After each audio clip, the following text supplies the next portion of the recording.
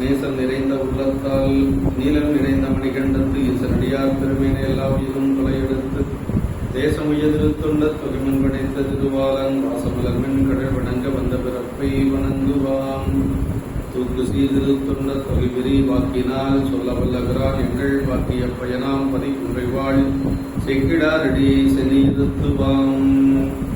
எல்லாம் வல்ல பெருமான் அருந்தரும் பன்னார் மொழியுடன் திரு நனாவுடையாருடைய திருப்படிகளை வணங்கி அருந்தரும் பெருங்கருணை நாயகுடமர் அவினாசி அவருடைய திருவடி தாமர்களை மனமொழி மெய்களாலை வணங்கி பெருமக்கள் நாயன்மாருடைய பொன்னார் திருவடி தாமர்களை மனமொழி மெய்களாலை வணங்கி உரையாசிரி சிவப்பினை அவருடைய திருவடிகளை நேரில் நினைந்து அடியனுடைய ஞானஸ்ரீ பெருந்தகையாருடைய திருவடி தாமர்களை மனமொழி மெய்களாலை வணங்கி எழுந்தருளி இருக்கக்கூடிய அடியார் பெருமக்களுடைய திருவடிகளை எல்லாம் மனமொழி மெய்களாலை வணங்கி அமைகின்றேன். அன்பார்ந்த சிவனை செல்வர்களே, தொன்று புராணத்திலே அமர்நீதி நாயனாருடைய திருச்சரியத்தை சிந்தித்துக் கொண்டிருக்கிறோம். அமர்நீதி நாயனார் பழையாறை என்று சொல்லக்கூடிய திருப்பதியில் அவதரித்த பெருமகனார். அவர் தொண்டு செய்வதற்காக நல்லூர் என்று சொல்லக்கூடிய திருப்பதிக்கு வர்றார். நல்லூரிலே வந்து அங்கு சுற்றத்தாரோடு வந்து அங்கு தங்கியிருக்கிறார். மடம் அமைத்து தங்கியிருக்கிறார். மடம் அமைத்து திருப்பணி செய்தவர்கள் 4 பெருமக்கள் முருகநாயனார், அப்புறம் திருநாவுக்கரசு பெருமான், நம்முடைய அப்பர் சுவாமிகள் பூந்துருத்தியில, முருகநாயனார் திருமணம் புகழூர்ல, அதே மாதிரி மதுரையம்பதியில குலச்சிறை நாயனார், பழையாறையில் நம்முடைய நல்லூர்ல நம்முடைய அமர்நீதி நாயனார். அமர்நீதி நாயனார் மடம் அமைத்து விழாக்களுக்கு வரக்கூடிய அடியார்களுக்கு உணவு கொடுப்பது, உடை கொடுப்பது, தங்குவதற்கு இடம் கொடுப்பது, இப்படி எல்லாம் தொண்டு செய்து கொண்டு வருகிறார். தொண்டு செய்வதற்காக ஒரு பதியிலிருந்து இன்னொரு பதியில போய் தொண்டு செய்வது அப்படிங்கிறது ஒரு சில நாயன்மார்கள் அப்படி செய்திருக்கிறாங்க. அதுல அமர்நீதி நாயனார் எங்க வேணாலும் போய் தொண்டு செய்யலாம். அடியார்களுக்கு தொண்டு செய்யறதுக்கு எங்க வேணாலும் போய் செய்யலாம். நம்ம ஊர்லயே செய்யணுங்கிறது இல்ல. நம்ம ஊர்ல வாய்ப்பு கிடைக்காத பொழுது எங்க வேணாலும் போய் செய்யலாம். அதனால அடியார் தொண்டு செய்தவர் தான் நம்முடைய நாயனார். அப்படி செய்து கொண்டு இருக்கிற பொழுது இறைவனே ஒரு நாள் அவருடைய திருமணத்துக்கு எழுந்தருள் செய்கிறார். ஒரு பிரம்மச்சரி கோலத்தோடு அவர் வந்து பெருமானுக்கு பெறுவார். அந்த மடத்துக்கு எதுக்காக போனார் அப்படின்னா, நிறைத்த அன்புடை தொண்டருக்கு நீடருள் கொடுப்பான் மறைக்குளத்தொரு பிரம்மச்சாரியின் வடிவாகி அப்படின்னு சொல்றாரு. அதாவது அந்த அடியாருக்கு அமர்நீதி நாயனாருக்கு அருள் செய்வதற்காக நீடருள் செய்வது அப்படின்னா மீண்டும் பிறவாம பெருமானுடைய திருவடி பேரடையும். அந்த மாதிரி அருள் செய்யறதுக்கு தான் சாமி அப்படி வர்றாரு. ஆமா, நமக்கு அப்படிதான் புராணத்துல எடுத்துக்கணும். சோதனை செய்யறதுக்காக சாமி வர்றாருன்னு சொல்லக்கூடாது. அவன் நம்மளை சோதனை செய்யணுங்கிற அவசியம் இல்லை. நம்ம எந்த நிலையில் இருக்கிறோங்கிறது இறைவனுக்கு தெரியும் இல்லைங்களா? நம்மளுடைய ஒவ்வொருத்தருடைய நிலைப்பாடு என்ன அப்படிங்கிறது நமக்குத்தான் தெரியாதே ஒழிய பெருமானுக்கு தெரியும். தொண்டரை விளக்கம் காண நன்னெறி இதுவாம் என்று ஞாழத்தோர் விரும்பிய அந்நெறி காட்டு மாட்டால் அரிட்சிவ யோகியாகின்னு திருநீலகண்ட நாயனார் பணத்திலே சொல்லிடுறாரு. முதல் சரிதமே திருநீலகண்ட நாயனார் சரிதம் தானே, தனியடியார் சரிதத்துல இளைவாளந்தனர் தொகையடியார், அதுலயே சொல்லிடுறார் தொண்டரை விளக்கம் காண அப்படிங்கிறது. நம்ம எல்லாரும் நம்மளுடைய அடியாருடைய தொண்டு நமக்கெல்லாம் தெரிஞ்சுக்கணுங்கிறதுக்காக சாமி அந்த மாதிரி போறாரு. அது மாதிரிதான் இங்கே வர்றாரு. அவருக்கு அருள் செய்வதற்காக தொண்டர் அங்கனும் தூணறி வெளிப்படுப்பாராய் அப்படின்னார். அடியாருடைய அன்பு எப்படி இருக்கு அப்படிங்கறத வெளிப்படுத்தணுங்கிறதுக்காக பெருமான் வந்து அமர்நீதி நாயனாருடைய திருமணத்துக்கு எழுந்தருள் செய்யறார். அப்படி எழுந்தருள் செய்கின்ற பொழுது அமர்நீதி நாயனார் வந்து படியில்லாத நீர் அணையும் உன் பயில்தவம் என்ன அடியனேன் செய்தது என்று அமர்நீதியார் வந்து இது மாதிரி ஒருத்தர் இதுவரைக்கும் எங்களுடைய திருமணத்துக்கு யாரும் வந்ததில்லை, நீங்க இங்க வந்தது நாங்க செய்த ஒரு பெரும் தவம் அப்படின்னு சொல்லி சொல்றேன். இதே மாதிரிதான் இயல்பகை நாயனாருடைய வீட்டுக்கு அந்த அடியார் வந்து வந்த பொழுது முந்தைய பெரும் தவத்தினால் எங்கள் முனிவரின் எழுந்தருளியது அப்படின்னு வரவேற்றார். வரவேற்கிற பொழுது எப்படி வரவேற்கணும் அப்படிங்கறத சொல்றாரு. சுந்தரமூர்த்தி சாமியுடைய திருமணத்திற்கு கிழவேதியராக பெருமான் எழுந்தருள் செய்கின்ற பொழுது அவங்க என்ன சொன்னாங்க அப்படின்னா, நன்றுமோது நல்வரவு நாங்கள் தவம் அப்படின்னா, நன்றுமோது நல்வரவு நாங்க செஞ்ச பெரிய தவம் பெருமானே, நீங்க இங்க எழுந்தருளி இருக்கிறீங்க. பெரியவங்க அப்படி எல்லாம் பேசணும். ஆமா, அப்படி பேசுற எந்த பிரான் புரியவத்தோர் இவ்விடத்தை எழுந்தருள உய்ந்தொழிந்தேன் அடியேன் யான் மணக்கஞ்சார நாயனார் புராணம். அதுலயும் சாமி தான் வர்றது சாமின்னெல்லாம் எங்களுக்கு தெரியாது, அடியாருன்னு தான் தெரியும். அப்படி அங்க நான் மணக்கஞ்சார நாயனார் எப்படி வரவேற்றார் அப்படின்னா, எந்தை பிரான் புரிதவத்தோர் இவ்விடத்தை எழுந்தருள உய்ந்துடைந்தேன் அடியேன் நான் என்று உருகி அன்போடு பணிந்தார் என்று சொல்லி அந்த புராணத்துல வரும். இப்படி அடியார்களை வரவேற்கின்ற பொழுது நாம செய்த ஒரு பெரும் பாக்கியம். அவங்க இன்னைக்கு நம்ம இல்லத்துக்கு வந்திருக்கிறாங்க. அதுக்கு நம்ம எத்தனையோ தவம் செஞ்சிருக்கணும் அப்படின்னு சொல்லி பெரியவங்க எல்லாம் சொல்லியிருக்கிறாங்க. அது இயல்பை நாயனார் பண்ணதுல முந்தை எம்பரும் தவத்தினால் என்றோ முனிவரும் எழுந்தெறியது அப்படின்னு, நான் செஞ்ச தவம், எங்க அப்பா தாத்தா செஞ்ச தவம், சாமி நீங்க இன்னைக்கு இங்க எழுந்தருள் செஞ்சிருக்கிறீங்க அப்படின்னு சொல்லி வரவேற்கிறார். அது மாதிரி இவரை அடியனேன் பயில் தவம் என்ன என்று சொல்லி, முன்பயில் தவம் என்ன என்று சொல்லி அமர்நீதி நாயனார் வரவேற்கிறார். அப்படி வரவேற்று அவரை உபசரித்து மடத்திலே அமுது செய்ய அழைக்கின்ற பொழுது அவர் என்ன சொல்றார் அப்படின்னா, பெருமான் 2 கோவணத்தை கொண்டு வரார். ஒரு கோவணத்தை தண்டில முடிஞ்சிருக்கிறார், இன்னொரு கோவணத்தை அவரிடத்திலே கொடுத்து விட்டு ஆற்றிலே நான் சென்று குளித்து கொண்டு வருகிறேன், நீராடி கொண்டு வருகிறோம் என்று சொல்லி, பொன்னி நதி பக்கத்துல ஓடிட்டு இருக்கு காவிரி ஆறு, அப்படி அந்த நதியில நீராடி கொண்டு வருகிறோம்னு சொல்லிட்டு போறார். இந்த கோவணத்தை பத்திரமா வச்சிருக்கணும், நான் வருகின்ற பொழுது திருப்பி கொடுக்க வேண்டும் என்று சொல்லி போற பொழுதே அந்த கோவணத்தை மறைச்சிட்டு தான் போறாரு. கொடுத்த உடனே அந்த சாமி என்ன பண்றாரு, கோவணத்தை இல்லாம பண்ணிடுறாரு. சாமி என்ன வேணாலும் செய்வார் இல்லையா, அதனால மறைச்சிடுறாரு. இப்ப குடிச்சு நான் நீராடி கொண்டு வருகிறேன் என்று சொல்லி அப்படி போனவர் மழை பெய்யுது, மலையில நனைஞ்சு கொண்டு வர்றாருங்க. ஆமா, நனைஞ்சிட்டு வர்றாரு. அவரு கங்கையில தொய்ந்து வந்தாரா, காவிரியில நீராடி கொண்டு வந்தாரான்னு தெரியல, ஆனா மலையில நனைந்து கொண்டு வந்தார் அப்படின்னு செய்கிற பெருமான் சொல்றாரு. ஈரத்தோட வர்றாரு. அவருக்கு தலைக்கு மேல ஏற்கனவே கங்கை இருக்கிறதுனால அந்த கங்கை நீர்ல ஆடி வந்தாரா, இல்ல காவிரி ஓடிட்டு இருக்கிற அந்த காவிரியில குளிச்சாரா என்னன்னு தெரியல, யாரும் பார்க்கல. அவர் நீராடியதெல்லாம் யாரும் பார்க்கல, ஆனா நனைஞ்சு கொண்டு வரத பார்க்கிறாங்க எல்லாரும். அதான் அந்த பாட்டு, போன வார கடைசி பாட்டு.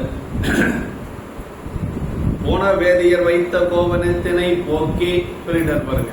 போன வேதியர் வைத்த கோவணத்தினை போக்கி பானலந்துரை பொன்னி நீர் படிந்து வந்தாரோ, தூணரும் சடை கங்கை நீர் தோய்ந்து வந்தாரோ, வான நீர்மழை பொழிந்திட நனைந்து அணைந்தார். எப்படி வந்தார்னு தெரியல, அதுக்கு கங்கையில குளிச்சு வந்தாரோ இல்ல காவிரியில நீராடி கொண்டு வந்தாரோன்னு தெரியல, ஆனா நனைந்து கொண்டு வந்தார் அப்படின்னு சொல்லி சேக்கிடார் பெருமான் இந்த மாதிரி இந்த இடத்த சொல்றார். இது வரைக்கும் சென்ற வகுப்புல நம்ம பார்த்தது.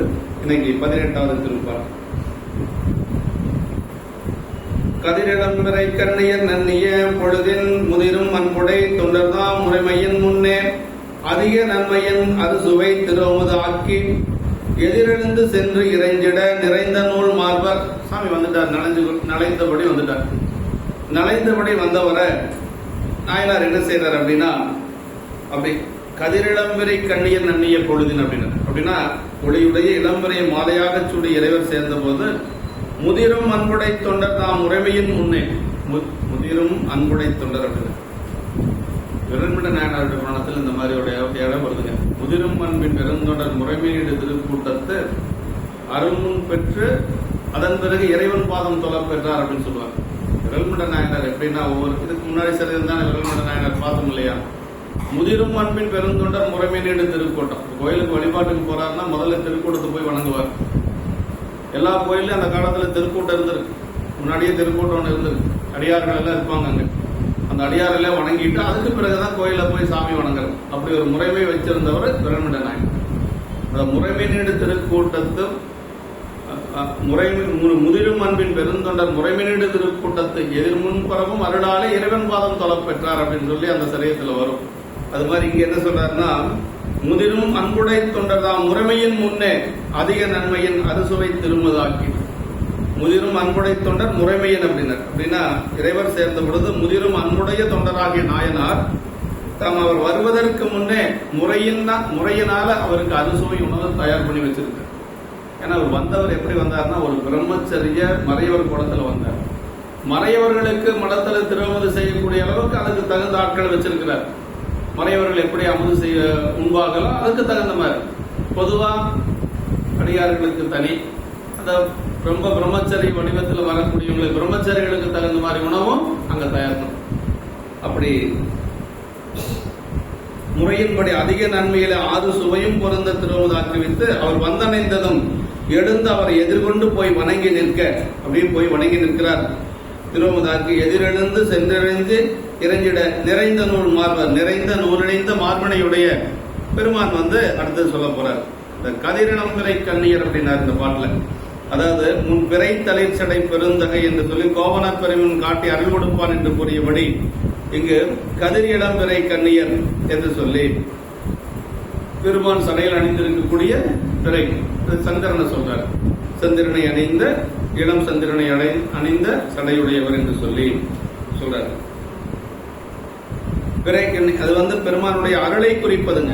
திருவையாற்றில் கைலை காட்சி கண்ட பொழுது அப்பர் சாமிகள் மாதர் பிறை கண்ணியானை மலையான் மகளோடும் பாடி என்று சொல்லக்கூடிய திருப்பதியத்துல பிறை பிறைன்னு பல இடங்கள்ல வரும். அது இறைவனுடைய கருணையை சொல்லுவதுங்க.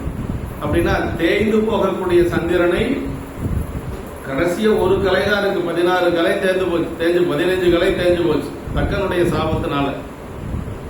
தக்கனுக்கு 27 குழந்தை, 27 பெண் பிள்ளைகள், 27 பேரதையும் ஒருத்தனே திருமணம் செஞ்சுட்டான் சந்திரன்.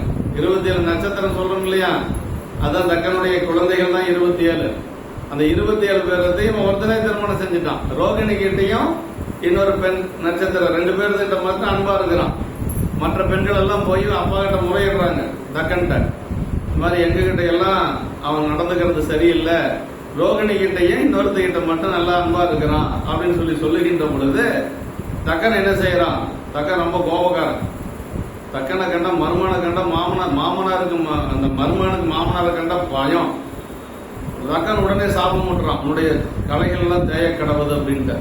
யாரு? தக்கன் சாபம் விட்டான். மருமனா இருந்தாலும் பாத்துக்கலாம் அப்படின்னு. எல்லா கலையும் தேஞ்சு போச்சு. அது ஒரே கலை தான் இருக்கு, அதுவும் தேஞ்சு போச்சுன்னா உலகத்துல சந்திரனே கிடையாது. அப்புறம் சூரியன் மட்டும்தான் இருக்கு, அப்புறம் இருள் இருக்கு. சந்திரனே இல்லாம போயிருப்பான். அப்பதான் எல்லா தேவர்கிட்டையும் போய் கேட்கறான் சந்திரன். முதல்ல திருமால்கிட்ட போனான். திருமால் சொன்னாரு, அது தக்கனுடைய சாபம், நம்மளாலையெல்லாம் ஒன்றும் பண்ண முடியாதப்பா, நீ சிவபெருமான்கிட்ட போ அப்படின்ட்டான். பிரம்மங்கிட்ட ஓடுனான். பிரம்மனும் சொல்லிட்டான், இதெல்லாம் பெரிய இடத்து சமாச்சாரம், என்னால ஒன்றும் செய்ய முடியாது, இதுக்கு ஒரே தீர்வு என்னன்னா சிவபெருமான் திருவடியில் போய் விழுந்துரு அப்படின்னு சொன்ன. அதற்கு பிறகு பெருமானை நினைந்து அவன் தவம் செஞ்ச இடம் தான் சோமநாத் அப்படிங்கிறது. 12 ஜோதிலிங்கம் போனீங்க இல்லையா, அது சோமன்னா சந்திரன். சோமன் வழிபாடு செஞ்சதுனால அந்த சாமிக்கு பேரு சோமநாத். ஆமா, சோமன்னா சந்திரன். சோமவாரம் சொல்லணும் இல்லையா, சோமன் திங்கள் சந்திரன் எல்லாம் ஒண்ணுதான். சோமன் திங்கள் சந்திரன் எல்லாம் ஒண்ணுதான். அங்க தவம் செஞ்சு சாமி அருள் செஞ்ச பெருமாள். அருள் செஞ்சும் அவனுக்கு பயம், மாமனாருக்குண்டு அவ்வளவு பயம். அப்பதான் சாமி என்ன பண்ணாருன்னா, இவன் பயத்துக்கு என்னடா பண்றதுன்ட்டு, சரி நீ ஒன்று பண்ண, என்னுடைய தலைமையில உட்கார்ந்து, என் தலைமையில இருக்கிறவனுக்கு மாமனார்னால ஒன்றும் செய்ய முடியாது. அதனாலதான் சாமி சந்திரனை தூக்கி எங்க வச்சார்? தலைமையில வச்சார். தலைமையில வச்சதுக்கு பின்னாடி வளர்ந்ததுதான் வளர்ப்புரை. தக்கனுடைய சாபத்தினால் தேய்ந்தது தேய்பிறை. இதுதான் வரலாறு. வளர்ப்புரை தேய்பிறைங்கிறது என்னன்னா, தக்கனுடைய சாபத்தினால தேய்ந்தது தேய்பிறை. பெருமானுடைய திருவருளால் வளர்ந்தது வளர்ப்புரை. சாமி கும்பிட்டா கீழே போகாது, என்னைக்கும் மேலதான் நம்ம போவோம். அல்லாதவங்கிட்ட சாபமாகனா கீழே தான் போயாது. அதுதான் சந்திரனுடைய நிலை. அதனால பிறை அப்படிங்கிறது எதுக்கு சொல்லப்படுது அப்படின்னா, இறைவனுடைய கருணைக்கு சொல்லப்படும். தன்னுடைய காலில் விழுந்தவனை தூக்கி எங்க வச்சார்? தலைமையில வச்சார். அப்படின்னா என்னன்னா, எப்படி பெருமானை வணங்கணும் அப்படின்னா, டோட்டல் சரண்டர்னு சொல்லணும் இல்லைங்களா, அதுதான் வழிபாடு. நான் எல்லாரும் போறாங்க, நானும் போறேன். திங்கக்கிழமை போனா நல்லதுன்னு சொன்னாங்க. பிரதோஷத்துக்கு போனா ஒரு 12 வருஷத்துக்கு கோயிலுக்கே போக தேவையில்லைன்னு சொன்னாங்க. 1 வருஷத்துக்கு கோயிலுக்கே போக தேவையில்லைன்னு சொன்னாங்க. அதனால அப்படியெல்லாம் இல்லை. அவிநாசி பெருமான் நல்லா இருக்கிறாரா, நமக்கெல்லாம் அருள் செய்து கொண்டிருக்கக்கூடிய பெருமான் பார்க்கணுங்கிற ஒரு ஏக்கத்தோட போய் பார்க்கணும். சடங்குக்கெல்லாம் போகக்கூடாது. அப்படி அவன் என்ன செஞ்சான்னா, என்னால ஒன்றும் முடியாது சாமி, நீங்க தான் அப்படின்னு முழுசா சரண்டான். உன் கையில் பிள்ளை உனக்கே அடைக்கலம் என்று அங்க பரம்பு புதுக்கும் நினைச்சால் எங்கள் பெருமான் உனக்கொன்று உரைப்போங்கள். திருவெம்பாலம். உன் கையில் பிள்ளை உனக்கே அடைக்கலம். அடைக்கலமான பொருளை யாரும் விட மாட்டாங்க, காப்பாற்று இல்லைங்களா. அப்படிதான் சந்திரன் காப்பாற்றப்பட்டது. அந்த பிறைன்னு திருமுறைகளை நிறைய இடத்துல வரும் இல்லைங்களா. பிறை சந்திரன், பிறை மாதப்பிறை கன்னியானை அப்படிங்கறதெல்லாம் என்னன்னா, ஒற்றைக்கடை சந்திரன் பேருங்கிறது. கண்ணுக்கு தெரியாது, 3ஆம் பிறை தான் நமக்கு கண்ணுக்கு தெரியும். ஆனா சாமியினுடைய திருமுறையில் இருக்கக்கூடியது ஒற்றைக்கலை சந்திரன். அழிஞ்சு போறதுக்கு இன்னும் ஒரே கலை தான் இருக்கு. அதைத்தான் தூக்கி சாமி மேல வச்சார். தெரியறதுக்காக அப்படி ஒரு கோடு மாதிரி போட்டுருப்பாங்க. ஆனா ஒற்றைக்கலை சந்திரன் 3ஆம் பிறையில் ஒற்றைக்கலை சந்திரன். திரை கன்னியானை பாசுரந்தோறும் இதனை குறித்தல் காண்க என்று சொல்லி சிந்தை செய்வது சிவன் கடல் ஒன்று இல்லார் அப்படின்னு. எப்படின்னா நாயன்மார்கள்லாம் இறைவன் திருவடியை தவிர ஒரு ஒன்றும் அவர்களுக்கு நினைவுல கிடையாது. அப்படி வழிபாடு செய்தவர்கள் நாயன்மார்கள் என்றபடி தமது திருவடியில் பணிதலே கடன் பூண்டு கிடந்த அன்பரை நீடரில் கொடுத்து சலைக்கு நின்று ஏற்றி இந்த துளையை விமானமாக மேல போக போறார் நாயனர். சரிங்களா? அப்படி நீடருள் செய்வதற்கு அப்படின்னா இதுதான். சுற்றமோடு பற்றவை துயக்கர அறுத்து குற்றமில் குணத்தினோடு கூடுமடியார்கள் மற்றவரை வானவர்தம் வானுலகம் ஏற்ற கற்றவன் இருப்பது கருப்பறியலூர் என்று சொல்லி கருப்பறியலூர் தேவாலயத்துல அப்பர் சாமிகள் பாடுறார். பிள்ளையார் ஞானசம்பந்த பெருமான் பாடுறார்.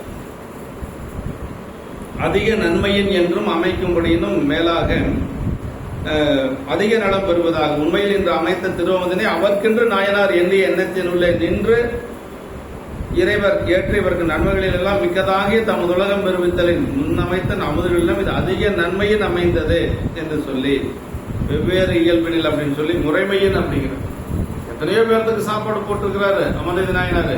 இன்னைக்கு அவரு போட போறாரு பாருங்க இந்த அமுது அவரு பெருமான் திருவடிக்கு போறதுக்கு ஏதுவாக முறைமையின் அமுது அப்படின்னு சொல்லி சொல்றாரு. அறுசுவை திருமுது அப்படின்னு சொல்லி சொல்றாரு.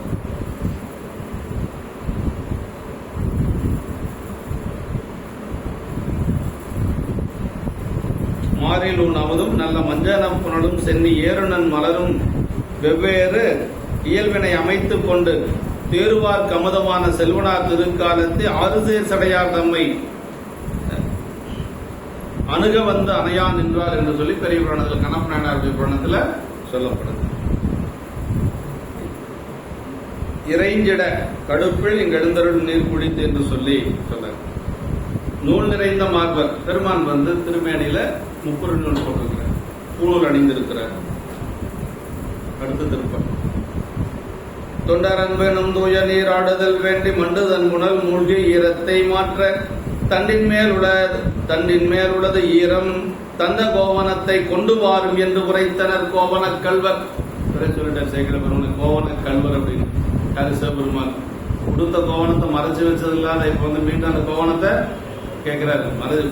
குடிக்கிறதுக்கு போற பொழுதே ஆற்றுக்கு போற பொழுதே மறைச்சு வச்சுட்டு தான் போறாரு இல்லைங்களா? இந்த கோவனத்தை மறைச்சு வச்சுட்டு தான் போறாரு. ஆனா அங்க போயிட்டு வந்து அந்த தண்டுல கட்டியிருந்த கோவனம் நனைஞ்சிருந்ததுனால இப்ப நான் கொடுத்த கோவனத்தை கொடு அப்படின்னு சொல்லி கேட்கிறார். தொண்டர் அன்பனும் எதுக்கு அப்படி கேட்கிறார் அப்படின்னா, அதாவது தொண்டர் அன்பனும் தூய நீர் ஆடுதல் வேண்டி மலையில நினைச்சதெல்லாம் ஒரு பெரிய ஒரு இது இல்ல. அவரு சாமிக்கு என்ன ரொம்ப முக்கியம், தொண்டர் அன்பனும் தூய நீர் ஆடுதல் வேண்டி. அடியாருடைய அன்பு இருக்குது பாருங்க, அதுல நீராடுவதைத்தான் பெருமான் விரும்புவாங்க. அதுக்காகத்தான் இங்க வந்திருக்கிறார். எவ்வளோ காவிரி நதியில குளிக்கிறதுக்கோ கங்கையில குளிக்கிறதுக்கோ எல்லாம் இங்க வரல. தொண்டருடைய அன்பு என்று சொல்லக்கூடிய நீரில் ஆடுவதற்காக வந்திருக்கிறார் சார். ஆமா, அமர்நீதி நாயனாருடைய அன்புல அப்படி ஒளியுடைய இளம்பெரிய மாலையாக கூடி சொல்லி இறைவர் சேர்ந்த போது முதிரும் அன்புடைய தொண்டராகிய நாயனார். அதாவது தொண்டருடைய அன்பு என்னும் தூய நீரினை ஆட விரும்பி அவரை நோக்கி சாமி வந்து நாயனார்கிட்ட பேசுறார். அதிக தண்டின் மேல் உள்ளது ஈரம் நான் தந்த கோவனத்தை கொண்டு வாருங்கள். தண்டில் இருக்கக்கூடிய கோவனம் ஈரமாகி போச்சு. ஏன்னா மழை பெஞ்சதுனால ஈரமாகி போச்சு. நான் ஒரு கோவனம் கொண்டு கொடுத்துட்டு போனேன் இல்லையா, அந்த கோவனத்தை கொண்டு வரும் அப்படின்னு சொல்லி கேட்கிறார். ஈரமுடைய கோவனத்தை மாற்றுவதற்கு தண்டின் மேல் உள்ளது ஈரமாகிய கோவனமாதலில் நான் தந்த கோவனத்தை கொண்டு வருவீராக என்று சொல்லி யார் சொன்னார்? கோவன கல்வர் சொல்லிருக்க. பெருமாளுக்கு இந்த இடத்துல கோவன கல்வர்னே சொல்றாருங்க. தொண்டர் அன்பனும் தூய நீர் ஆடுதல் மிக புனிதம் செய்வதாகிய காவிரி நீரோ அன்றி கங்கை நீரோ ஆடி வான நீரினும் நனைந்தவர் அதை பருதாம் என்றும் தூய்மை போதாது என்றும் எண்ணியவர் போல அவற்றினும் மிக்க புனிதமாக தொண்டர் அன்பெனும் நீரினில் ஆட விரும்பினர்.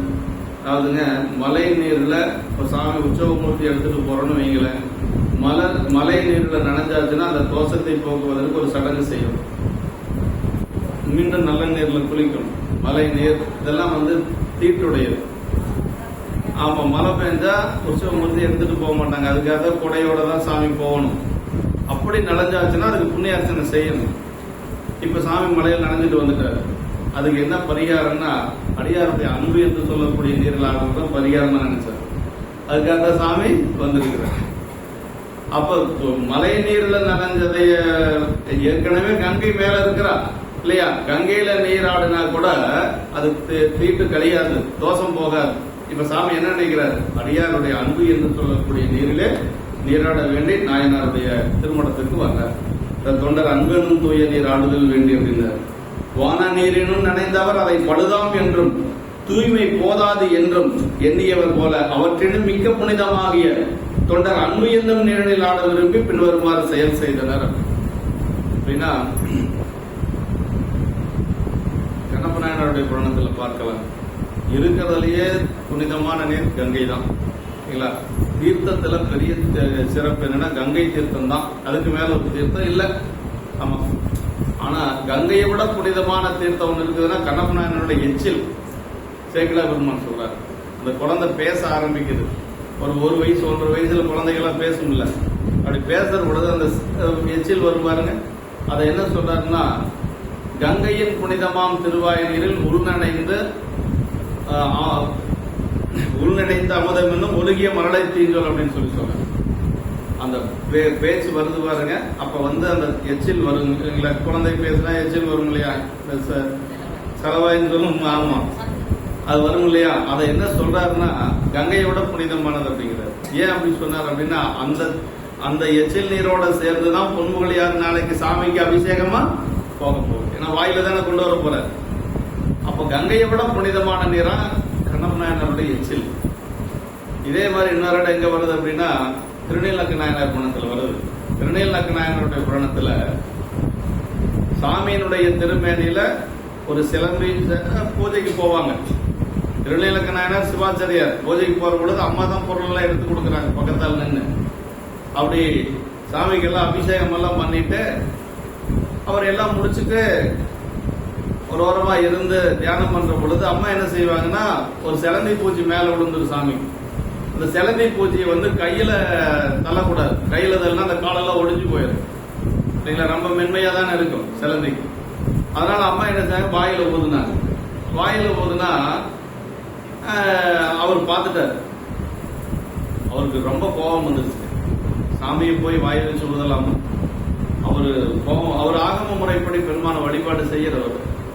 அவர் பொறியிலாய் அப்படின்னார். பொறியிலாய்னா அறிவில்லாதவளே, இப்படி செய்யலாமா, அனுசிதம்னா ரொம்ப கெட்டு போச்சு அப்படின்னு சொல்லி கோபம் வந்துருச்சு. ஆனா நம்ம ஏன் வாயில வச்சு ஊதுனாங்க அப்படின்னா, அதுக்கு உரையாசிரியர் என்ன சொல்றாருன்னா, குழந்தைங்க மேல அந்த மாதிரி அந்த பூச்சி விழுந்துச்சுன்னா வாயில தான் அதை இது தள்ளணுமா, கையிலயோ எதுலயோ இது பண்ணா அந்த காலெல்லாம் குழந்தை மேல. அம்மா எப்படி நினைச்சாங்கன்னா, பெருமானுடைய திருமணி ஒரு குழந்தை மாதிரி நினைச்சாங்க. பொரியலாய் அப்படின்னு சொல்லிட்டு அவர் அம்மா மேல கோபம் கோயிலையே விட்டுட்டு போயிடுறாரு. இரவு முழுக்க அம்மா கோயிலே இருக்கிறார். இன்னைக்கெல்லாம் இரவு முழுக்க கோயில் இருக்க முடியுமா ஒரு பெண் யோசனை பண்ணிப்பாரு. அந்த காலத்துல இருந்திருக்கிறாங்க. திருநெல்வேலி நாயனார் புராணத்துல சார்ந்தது, விடிய அந்த அம்மா கோயில் இருக்கிறாங்க. இரவு முழுக்க கோயில் இருக்கிறாங்க. நள்ளிரவு நேரத்துல பெருமான் கனவுல போறாரு சாமி கிட்ட, அவர்கிட்ட நாயனார் கிட்ட, திருநெல்வேலி நாயனார் கிட்ட கனவுல போறாரு. கனவுல போனா தன்னுடைய திருமேனியை காட்டுறாரு.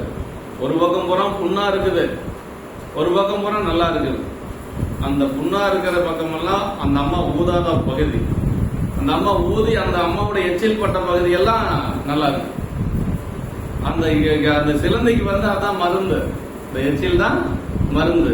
அம்மா ஊதுன பகுதி சாமி திருமேனியை காட்டுறாரு. ஒரு பக்கம் புண்ணா இருக்குது, ஒரு பக்கம் நல்லா இருக்கு. சாமி சொல்றாரு, ஊதி உமிழ்ந்த பகுதி இது, அம்மா ஊதி உமிழாத பகுதி இது அப்படின்னு சொல்லி அதை பார்த்துட்டு ஆனந்தம் கூத்தாடுறார் நாயனார், திருநெல்வேலி நாயனார். அதற்கு பிறகு சென்று மனைவியை அழைத்து கொண்டு வீட்டுக்கு வர்றதாக சரிதான். அப்படின்னா சாமியினுடைய திருமேனில எப்பொழுதுமே கங்கை துவைந்து கொண்டுதானே இருக்கிறார். கங்கை தலைமையிலதான் இருக்கு. எப்ப வேணாலும் கங்கை சாமிக்கு அபிஷேகமா வரும். கங்கை நீர் பட்டு கூட அது புண்ணு நல்லாகல, ஆனா அந்த அம்மாவோட எச்சில் பட்டு புண்ணு நல்லாயிடுச்சு. இப்ப கங்கையை விட புனிதமானது அப்படிங்கிறது என்னன்னா அடியார்களுடைய அன்புதான் அப்படிங்கறது அங்க நாம சிந்திக்கணும். அது மாதிரி இங்க நனைஞ்சிட்டு வந்தவர் தொண்டருடைய அன்புல நலையணும்னு நினைக்கிறது. அதுதான் அவருக்கு ரொம்ப பிடித்தது, பெருமானுக்கு ரொம்ப பிடித்தது அப்படிங்கிறார். அன்பெனும் தூய நீர் ஆடுதல் வேண்டி அப்படின்னாரு. அது போட்டிருக்கு பாருங்க, புண்ணிய கங்கையின் புனிதமாம் திருவாய் நீரனை அதே மாதிரி விளைத்த அன்பு உயிர்வார் போல விமலனார் முடிமேல் விட்டதுல கண்ணப்ப நாயனார் புராணத்துல அன்பர் வாழ்ந்த கண்ணறிவி மஞ்சள சாலை திருவிசைப்பாளர் அன்பு வெளிப்பட கண்டு மகிழ்ந்து ஏற்று அருள் கொடுத்தல். நம்ம எந்த அளவுக்கு அன்பு செய்யறோமோ அந்த அளவுக்கு பெருமான அருள் செய்வோம். நம்ம அன்பு தான் செய்ய முடியும், நம்ம அருளெல்லாம் எடுத்துக்க முடியாது. நம்ம சௌரியத்துக்கு அருள் யாரு கொடுக்கணும்? அவன் தான் கொடுக்கணும். நம்மளுடைய வேலை என்ன? பெருமாண்டத்தில் அன்பு செய்வது தான். அந்த அன்பு அப்படிங்கிறத நம்ம கிட்ட நம்ம செய்ய முடியும். பெருமான் தான் அருள் செய்வான்.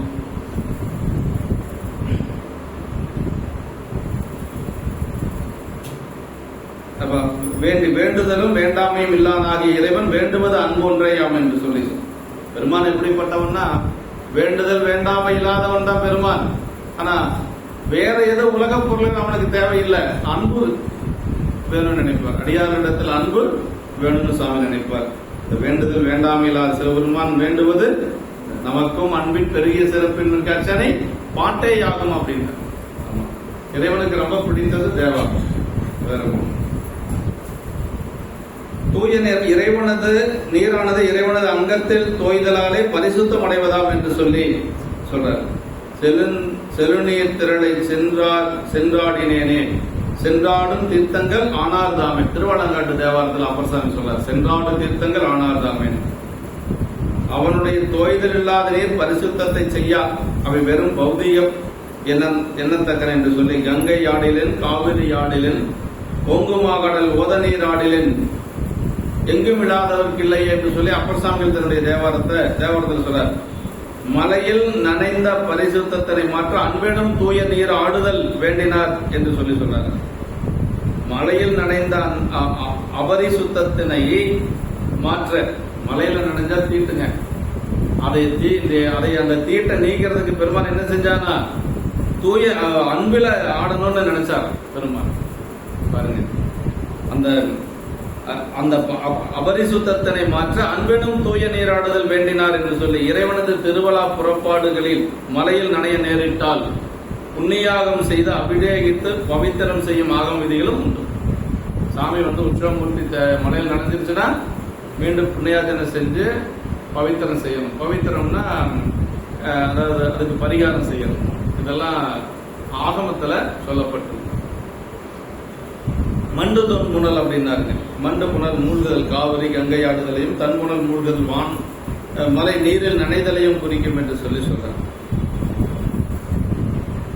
கோவன கல்வர் திரு உருத்திரம் இறைவனை கல்வனே உனக்கு நமஸ்காரம், கல்வர் தலைவனே உனக்கு நமஸ்காரம் என்று திருவுருத்திரத்துல தேவார இந்த வேதத்துல சொல்லப்பட்டிருக்கு. ஞானசம்பந்த பெருமான் சொல்லலை என்ற உள்ளம் கவர் கல்வன் என்று சொல்லி சொல்றாருங்க. தாவியுடன் இருந்தும் காணாத தற்பரன் என்று சொல்லி ஆருடைய பிள்ளையார் திருப்பாக்கு. இங்கு கோவணம் இவர் பொருளே ஆயினும் நாயனார் எடுத்து ஒப்புவித்த பொருளாயினமே அவரை அறியாது போக்கி அவரை பிழைப்படுத்தியது கள்ளமாம், அதில் கல்வர் என்று சொல்லி சொல்றார். ஐயர் கைதவம் அறிபுறாது அவர் கடிதணுகி எய்தி நோக்குற கோவனம் மிகுந்த வேறிடத்தின் மையில் சிந்தையர் கண்டிலர் வைத்த கோவனம் முன் செய்தது என் என்று திகைத்தனர் தேடுவார் ஆனார். கோவனத்தை போய் தேடுறாரு. சாமி சொல்ற வரைக்கும் அதெல்லாம் அவருக்கு ஞாபகம் இல்லை. வாங்கி வச்சது மட்டும்தான் தெரியுது. அது எங்க வச்சோம், வச்ச இடத்துல போய் பாக்குறாரு, காணோம். இப்போ வீடு பூரா தேடுறாரு. இந்த கோவனத்தை வீடு பூரா தேடுறாரு. ஐயருடைய கள்ளம் காரணமாக கைத்தவம் அறிவுறாது அவர் கடிதனையே அப்படின்னார். கள்ளம் காரணமாக அறிவு பெறாதவராகிய நாயனார் விரைந்து உள்ளே சென்று நோக்கவே. இப்படி சாமி பண்ணிட்டாருன்னு அவருக்கு என்ன தெரியும்? அப்படி உள்ள போய் எல்லா பக்கம் தேடுன்னு தேடுறார். அப்படி தேடி பார்த்து தனியிடத்தில் சேமத்தில் வைத்திருந்த அவரது கோவணத்தை கண்டிலர். நான் முன்னே இங்கு சேமத்தில் வைத்த கோவணம் செய்தது என்ன என்று திகைத்து அதை தேடுறாரு. இங்கதானே வச்சேன், இது எங்க போயிருக்கும்? ரொம்ப நாள் ஆயிருந்தா கூட சொல்லலாம். திருநெல்கண்ட நாயனார் வீட்டுக்கு ஒரு ஓட்டை கொண்டு வந்து கொடுத்துட்டு நீண்ட நாள் கழித்து தான் வராங்க. ரொம்ப நாள் கழித்து, நீண்ட காலம் கழித்து வராங்க. இங்க அப்படி இல்லை, கொடுத்துட்டு போறாரு, ஒரு மணி நேரத்துல மீண்டும் அங்க வர்றாரு. அப்படி இருக்கிற பொழுது காணாத போச்சுன்னா அவருக்கு ஆச்சரியமா இருக்கு. ஐயர் அப்படின்னா அந்த இடத்துல ஐயர் கைத்தவம் அறிவுரா. ஐயர்னா பெருமையுடையவர் அப்படிங்கிறார். ஐயர் அப்படிங்கிறது கைத்தவம், ஐயராக இருந்தும் செய்த கைத்தவம். கைத்தவம் பேச மாட்டேன், திருஞான சம்பந்த புராணத்தில் அது மாதிரி வருது. ஐயர் அப்படிங்கிறது ரொம்ப முக்கியமான சொல்லுங்க.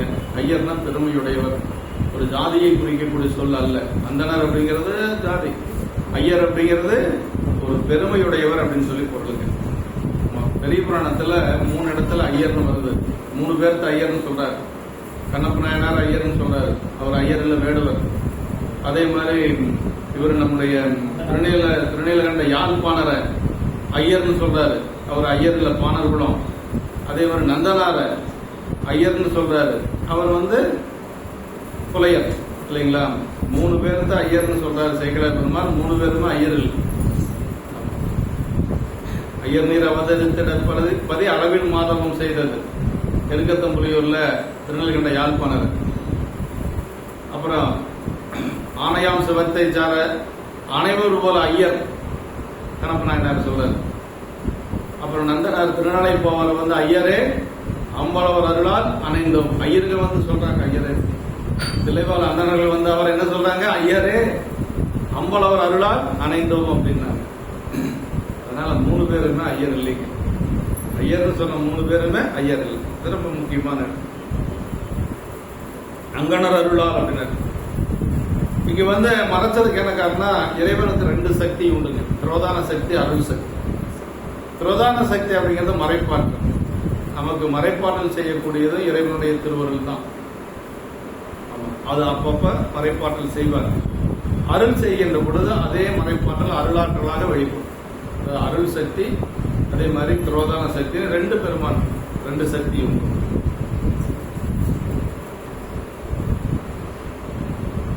மையில் சிந்தை, அதுக்கு அது அவா வெகுளி முதலியவற்றில் ஒன்றுமில்லாத சிந்தை, இவை சிந்தை குற்றங்களாம் என்று சொல்லி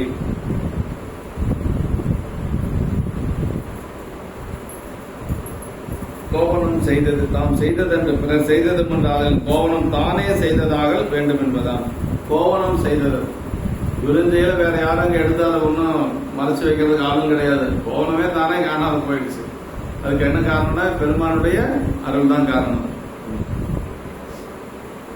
சரி பார்த்தாரு. இப்ப மீண்டும் என்ன சொல்றாருன்னா, பொங்கு வெண்கிளி கோவனம் போயின நெறிமேல் சங்கை இன்றியே தப்பினது என்று தம் சரக்கில் எங்கு நாடியும் கண்டிலர் என் செய்வார் நின்றார் அங்கன் வேதியர் பெருந்தொடக்கினில் அகப்பட்டார்.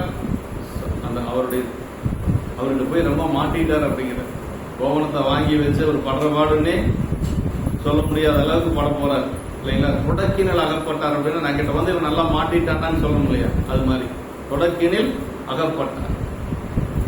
அவ்வளவுதான் அவன் போய் மாட்டிட்டான், தப்பிக்கவே முடியாதுன்னு சொல்ல முடியாது. அது மாதிரி நாயனார் இனிமேல் தப்பிக்கவே முடியாது, சாமியோட போக போல. அதான் அகப்பட்டார் அப்படின்னாரு. பொங்கு வெண்கிளி கோவனம் போயின நெறிமேல், பொங்கு வெண்கிளி கோவனம் போன வழியிலே சந்தேகம் இல்லாமல் தப்பிவிட்டது என்று முடிவு கொண்டு இனிமேல் கிடைக்காது அப்படிங்கிறது முடிவு செஞ்சாச்சு. தமது துகில் முதலிய சரக்குகளிலேயும் எங்கும் நாடி எறிந்தும் கண்டிலர் என் செய்வார் ஒன்றும் தோன்றாது. என்ன செய்யறதுன்னு அவருக்கு தெரியல. அதனால அங்கன் வேதியருடைய பெரிய தொடக்கிலே அகப்பட்டார். வந்தவருடைய தொடக்குனா அவருடைய தொடர்புல அகப்பட்டார் அப்படின்னு சொல்றாரு. பொங்கு வெண்கிளி அதை சாமி கொண்டு வந்ததுன்னா கிழித்த கோவனம் தான், ஒன்னும் நெய்த கோவனம் இல்ல. அவர் சொல்றாரு, பின்னாடி சொல்ல போறாரு, நீங்க கொண்டு வந்தது கிழித்த கோவனம் தான், நான் கோவனமா நெசது இருக்குதாங்கிட்ட அதை வாங்கிக்கணும், அதெல்லாம் முடியாது அப்படின்னு. அந்த கோவணத்துக்குனே இன்னொரு கோவணத்தை சொல்ல முடியாது அப்படின்னு. பொங்கு வெண்கிளி கோவனம் போயின நெறிமேல் போதல் புகுதல் புக வழியில் தாம் வைக்க புகுந்த அந்த வழியிலே என்று சொல்லி சொல்றார். அங்கன் வேதியர் அழகிய அருட்கண்ணுடைய இறைவன். ஆமா, அங்கன் அப்படின்னா அருட்தன்மையுடைய கண்கள். பெருமானுடைய கண்ணுக்கு பேர் அங்கன்னு பேர். அங்கன்னா அருட்தன்மை வாய்ந்த கண்கள். அங்கனர் கருணை கொண்டு அருட்திரு நோக்கம் எய்த தங்கிய பவத்தின் முன்னே சாப்பிட்டு அகல நீங்கி கணப்ப நாயனருடைய புராணத்தில் பெருமானுடைய திருநோக்கம் பட்டவுடனே கணப்ப நாயனருக்கெல்லாம் மாறி போச்சு. அவருடைய பிறப்புல இதுவரைக்கும் எத்தனை பிறப்பு இருந்தோ அத்தனை பிறப்பில் இருக்கக்கூடிய பாசங்களும் போயிடுச்சு. அதான் அங்கனர் அங்கன் வேதியர் அப்படின்னு சொல்லிடுறார். காணபந்தம் வந்தனம் அவ்வாறுக்கான அருட்கண்ணுடன் வந்தார் என்பது குறிப்பு. அது அருட்கண் என்பார், கண்ணுதல் கறந்தோன் என்று சொல்லி சொல்றார். வேதியர் வேதிப்பவர் என்று சொல்லுது. வேதித்தல்னா அடியவர்களது உலக சார்பினை எல்லாம் தம் வசமாக்கி தம் சார்பினை அவர் கழித்து அவர் தன்மையை மாற்றுது. இப்போ நம்ம எப்படி இருக்கிறோம்? உலக சார்பில் இருக்கிறோம். நமக்குன்னு ஒரு சொந்த பந்தம், மனைவி, மக்கள், அப்புறம் நண்பர்கள், இந்த மாதிரி எல்லாம் உலகியல் சொந்தங்கள் நமக்கு இருக்குது. அதில் நாம அந்த தொடர்பில் இருக்கிறோம். சாமி என்ன செய்வார்னா அதையெல்லாம் ஒரு குறிப்பிட்ட காலத்தை வரைக்கும் நம்ம கூட வச்சிருந்து அப்புறம் அதிலிருந்து நம்மளை கொஞ்சம் வெளியில கொண்டு வந்து அவனுடைய சார்பை நமக்கு கொடுப்போம். இது எப்பங்க கொடுக்கறது? 80-85 வயசு ஆனாலும் நம்ம மனசு அங்கதானே போகுது. அப்படின்னா ஒரு சிலருக்கு 10, 30 வயசு, 40 வயசுலயே கூட அந்த நிலை வந்துடும். ஒரு சிலருக்கு 80 வயசுல கூட வருங்க. அதுக்காக நம்ம அதை விட்டுட்டு எல்லாம் போகக்கூடாது. எனக்கு உனக்கு சம்மந்தம் இல்லை, நான் இனிமேல் வெளியில போயிடுவேன், நீ எப்படியும் பார்த்துக்கிட்டு மனைவியெல்லாம் சொல்லக்கூடாது. அது ரொம்ப பாவம். நம்ம செய்ய வேண்டிய கடமை நம்ம செஞ்சே ஆகணும். கணவனாக ஒரு மனைவிக்கு என்ன செய்யணுமோ அத்தனை செய்யணும். அப்படி செய்யலைன்னா நாம தப்பு பண்ணிட்டோம்னு அர்த்தம். அதே மாதிரி மனைவி கணவனுக்கு என்னென்ன செய்யணுமோ அத்தனையும் செய்யணும். அப்படி செய்யலைன்னா அந்த இடத்துல அவங்க தவறு செஞ்சுட்டாங்கன்னு அர்த்தம். அப்புறம் எப்படிங்க நம்ம வெளியில போகுது? வெளியிலேயே போக வேண்டியதில்லை. போகணும்னு எண்ணம் இருந்தாவே போதும். பெருமாள் திருப்படியில் இருந்து, அதாவது இதுக்கு என்ன சொல்லுவாங்கன்னா தாமரை தண்ணீர்ல இருக்கிற மாதிரி சொல்லுவாங்க. தாமரை இருக்குது, தண்ணீர்ல ஒட்டாது, ஆனா தண்ணியை விட்டு வெளியில போகாது. இவ்வகையில தான் இருக்கணும், குடும்பத்தோட தான் இருக்கணும். ஆனா மனசு முழுக்க யாருக்கு இருக்கணும்? பெருமானுடைய தொடக்கல. அதுதான் நமக்கு விதிக்கப்பட்டதை விட ஒரு இல்லறத்தான் எல்லாத்தையும் விட்டு போட்டு நான் போறேன் அப்படின்னு சொல்றது அவ்வளவு சரியானது அல்ல. அப்படின்னா நம்ம அந்த கடமை தவறோம்னு அர்த்தம். திருமணம் ஆகாதவங்க எப்படி வேணா இருந்துட்டு போறாங்க, அதை பத்தி நம்மளுக்கு கவலை இல்லை. திருமணம் ஆயாச்சு அப்படின்னா அந்த பந்தத்துக்குள்ள வந்தாச்சு அப்படின்னா அதை நம்ம சரியா செய்யணும். திருமூர்த்தி சாமிகள் ஏன் பரவினாச்சார் வீட்டுக்கு போகணும்னு சாமி கிட்ட கேட்டார் அப்படின்னா, பரவினாச்சாரோட போய் சுகமா இருக்கிறதுக்காக அல்ல, ஒரு கணவனாக தன்னுடைய கடமையை செய்யணும். இல்லைன்னா தப்பாயிடணும். ஒரு கணவனாக பரவியாருக்கு மீண்டும் நம்ம ஒரு கணவனாக அந்த வீட்டுக்கு போகணும்னு அவர் நினைக்கிறார். அப்படி இல்லைன்னா 18 வயசுல வெறுத்து என் மனை வாழ்க்கையை விட்டொழிந்தேன்னு போக முடியுமா? அப்படியெல்லாம் அவர் அதுல ஆட்பட்டவர் கிடையாது. சுந்தரர் எல்லாத்தையும் வென்றவர். 18 வயசு 2 தேவலோக பெண்கள் மனைவிமார்கள், சாதாரணமான பெண்கள் கிடையாது. பரவினாச்சார், சங்கிலினாச்சார் எப்படின்னா தேவலோக பெண்கள். தேவர்கள் கூட அணுக முடியாத அளவுக்கு பெருமையுடையவர் பரவியார். உம்பர்தரத்துக்கும் அறிவறியார் அப்படிங்கிற சேக்கிழ பெருமான் தர்தார் கொண்டு பண்ணதில்லை. உம்பர்தரத்தாருக்கும் அறிவறியார். உம்பர்னா தேவர்கள் கூட நெருங்க முடியாது. அந்த மாதிரி பெண்ணு சுந்தருக்கு மனைவியா கிடைச்சிருக்கு. சங்கிலி நாச்சியாரை பத்தி சொல்லவே தேவையில்லை. தவத்துல சிறந்தவள் சங்கிலிங்க. சாரும் தவத்து சங்கிலிகள், நல்ல தவமுடைய பெண் சங்கிலி நாச்சியார். அப்படி அதுபோக பொருள் கொடுக்கறதுக்கு சேரமான் பெருமான் நாயனார் அரசரே நண்பர். சிவபெருமானே கொடுக்கிறார். 2 பேருக்கு போட்டி. நான் இருக்கிற போது நீ என்ன கொடுக்கறது? சிவபெருமான என்னுடைய தோழருக்கு நான் தான் கொடுப்பேன் அப்படின்னு சொல்லி சாமி ஒரு பக்கம், சேரமான் பெருமாள் நாயனார் வண்டியா கட்டி கொடுக்கிறாரு. அதான் திருமுருகன் முன்னில பிடுங்கி வச்சது, மறைச்சு வச்சது. நான் இருக்கிற பொழுது அவன் என்ன கொடுக்கறது?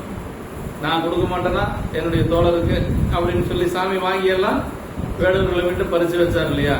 அந்த மாதிரி ஒரு வாழ்க்கை கிடைச்சு அவர் என்ன பண்ணாருன்னா 18 வயசுல வெறுத்தேன் மனை வாழ்க்கை விட்டொழிந்தேன் அப்படின்னா. அதுக்கு பிறகுதான் சாமி என்ன பண்ணாருன்னா, இனிமேல் சுந்தரனுக்கு மண்ணுலகத்துல வேலை கிடையாது.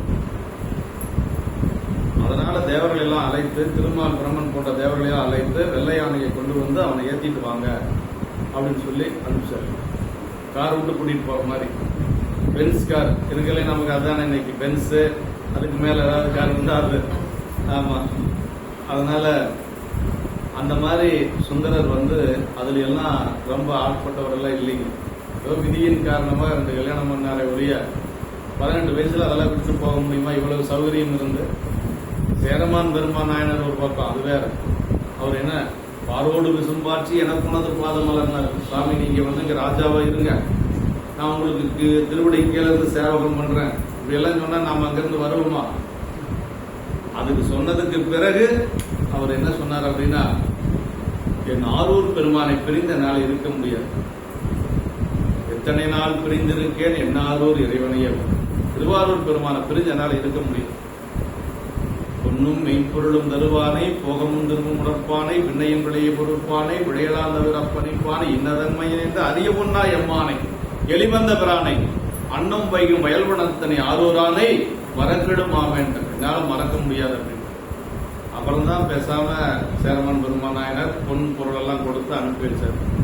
அங்கேயே இருந்து சொல்லித்தான் சொன்னார். தான் தங்கி இருக்கக்கூடிய அரண்மனையில அவர் இருக்கக்கூடிய இடத்துல அவரை தங்கி வச்சார். அப்படியெல்லாம் இருந்து சுந்தரர் வந்து அதெல்லாம் விட்டுட்டு போனார் அப்படின்னா அதுதான் நம்பிகளுடைய திருவருள். வேதியர் அப்படின்னா வேதித்தல், அடியவர்களது உலக சார்பை எல்லாம் தம் வசமாக்கி தம் சார்பினை அவர் கழித்து அவர் தன்மையை மாற்றுதல், தரிசன வேதி அப்படின்னு சொல்லி பேரு. நீதி மாதவர் நெஞ்சில் பொலிந்தன வேதியாதவர் தம்மை வேதிப்பன சோதியா எடும் சோதியுள் சோதியே ஆதி மாதவன் காணா அளவின. பெருமானுடைய திருவடியை பற்றி தடுத்தாட்கொண்ட புராணத்தில் திருவாரூர்ல சொல்றாரு. வேதியாதவர் தம்மை வேதிப்பன, பக்குவம் இல்லாதவர்களை எல்லாம் பக்குவப்படுத்தி பெருமான் ஆட்கொள்வாங்க. நமக்கெல்லாம் என்ன இருக்கு, சாமி ஆட்கொள்ளணும்னு நினைச்சான்னு வச்சுங்க, எத்தனை வேலை இருக்குன்னு தெரியுங்களா? எப்படியோ தெரிஞ்சுட்டு போட்டுட்டா வேலையே இல்லை சாமிக்கு. ஏதாவது சாமி கொஞ்சம் கருணை செய்து ஆட்கொள்ளணும்னு நினைச்சா அவனுக்கு நிறைய வேலை இருக்கு. இந்த வேதியாதவர் தம்மை வேதிப்பன அப்படின்னு இறைவன் திருவடி. அவர் பக்குவம் இல்லாதவர்களை கூட பக்குவப்படுத்தி ஆட்கொள்வார். அதான் சொல்ற, நீதி மாதவர் நெஞ்சில் பொதிந்தன வேதியாதவர் தம்மை வேதிப்பன சோதியாயலும் சோதியுள் சோதியே ஆதி மாதவன் காண அளவின. திருமாலும் பிரமணம் காண முடியாத திருவடி என்று சொல்லி அந்த திருவடியை சொல்றார்கள். வேதியர் மறையோர், வேதியர் என்று சொல்லால் பெருந்தொடர்க்கு அப்படின்னா தொட்டு பற்றி கொள்வது. அதாவது பெருந்தொடர்க்காவது அதன் பற்றி நின்று மீள முடியாதது, இறைவனால் பற்றப்பட்ட நிலை மேலா நெறியே. பெருந்தொடர்க்கு அப்படின்னா பெருமானுடைய திருவடி பற்றில போய் பற்றியாச்சுன்னா அவ்வளவுதான். மற்றும் பற்றனுக்கு இன்றி நின்றிருப்பாதமை மனம் பாவித்து இல்லையா சுந்தரர் பற்று. மற்றும் பற்றனுக்கு இன்றைனா இறைவனுடைய திருவடி பற்று கிடைச்சாச்சுன்னா வேற பற்று எதுவும் தேவையில்லை. பெரும்பற்ற புலியூரானே பேசாத நாளெல்லாம் பிறவா நாளே. பெரும்பற்ற புலியூர், பெரும்பற்ற புலியூர்னா பற்றற்ற முனிவர்களும் பற்றியது பெருமான் திருவடி. அதான் சிதம்பரம். புலிக்கால் முனிவரெல்லாம் வந்து வழிபாடு செய்தாங்க இல்லையா, அதான் பற்றற்ற முனிவர்களும் வந்து பற்றியது இறைவனுடைய திருவடி. அதான் பெருந்தொடக்கு அப்படிங்கிறது. அகப்பட்டார், தொடக்கின் அகத்தை பட்டவர், அதனுள் சிக்கியவர் என்று சொல்லி சொன்னார். வேதியர் பெருந்தொடக்கினால் அகப்பட்டார் ஆதலின் அதன் பயனாக உலக தொடக்கினும் புறப்பட்டார் என காரண காரியம் முறைப்படுத்தி பாட்டில் அகப்பட்டார் என்ற ஆசிரியர் வரும் பாட்டில் புறப்பட்டார் அப்படின்னு சொல்லி அடுத்தது புறப்பட்டார்னு வருது அடுத்த பாட்டுல. இப்ப அகப்பட்டார்னு வருது. இறைவனுடைய திருவடி பற்றில் அகப்பட்டாச்சுன்னா உலகப்பற்றுகள் இருந்து புறப்பட்டாச்சு. பற்றுக பற்றற்றான் பற்றினை பற்றுக அப்பற்று விடக்குனார். இறைவனுடைய திருவடி எப்ப நமக்கு பற்று வருதோ அப்ப உலகப்பற்றுக்கள் நீங்கிடும், தானே நீங்கிடும். நம்ம ஒன்றும் முயற்சியெல்லாம் பண்ண தேவையில்லைங்க. தூங்கினவன் கையில் கைப்பாக்கு போல கைப்பாவை போல அப்படின்பாங்க. ஒரு பொருளை வச்சுட்டு நான் தூங்கிட்டு இருக்கிறேன்னு வைங்களேன், தூங்கின பின்னாடி நமக்கும் தெரியாது விழுந்துடும். அது மாதிரிதான் இறைவனுடைய திருவருள் நமக்கு வந்தாச்சு அப்படின்னு சொன்னா உலகப்பற்றுக்கள் இதை நான் விட்டுட்டேன்னு சொன்னா நமக்கு பற்று இருக்குதுன்னு அர்த்தம். விட்டதே நமக்கு தெரியாது. தூங்கினவன் கைப்பாவை போல அப்படின்னு சொல்லி சொல்றேன். அப்படிதான் விடணுமே ஒழிய நான் விட்டுட்டேன் அப்படின்னு சொல்லிட்டே இருந்தோம்னு வைங்களேன், இன்னும் ஆசை அதிகமா தான் இருக்குதுன்னு அர்த்தம். விட்டவங்க வந்து அப்படி சொல்ல மாட்டாங்க, நான் விட்டுட்டேன்னு சொல்ல மாட்டாங்க. நம்மள மாதிரியே தான் இருப்பாங்க. அவங்களுக்கு நமக்கு ஒன்றும் பெரிய வித்தியாசமெல்லாம் தெரியாது. போயிட்டே பார்த்துருக்கிறேன், நான் நிறைய பேருக்கு பழகியும் இருக்கிறேன். அவங்க அப்படியே போயிட்டே இருக்கு.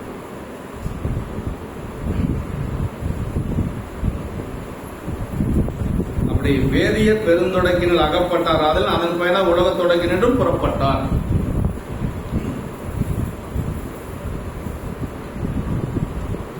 நான் எனது என்று சொல்லக்கூடிய அகப்பற்று, நான் என்று சொல்லக்கூடிய அகப்பற்று, எனது என்று சொல்லக்கூடிய புறப்பற்று. நான் அப்படிங்கிற அகப்பற்றுங்கிறது நமக்கு இருக்கக்கூடிய முனைப்பு. எனது என்று சொல்லக்கூடிய இந்த பொருள் எல்லாம் எனக்கு வேணும்னு ஆசைப்படக்கூடிய உலக பொருள்கள் மேல ஆசைப்படக்கூடியது. ரெண்டு பற்று நீங்கியாச்சுன்னா இறைவனுடைய திருவடி பற்று கிடைக்கும். இப்ப நாயனார் வந்து அவருடைய தொடத்தில் அகப்பட்டார். உலக வாழ்க்கையிலிருந்து புறப்படப்பட்டார்.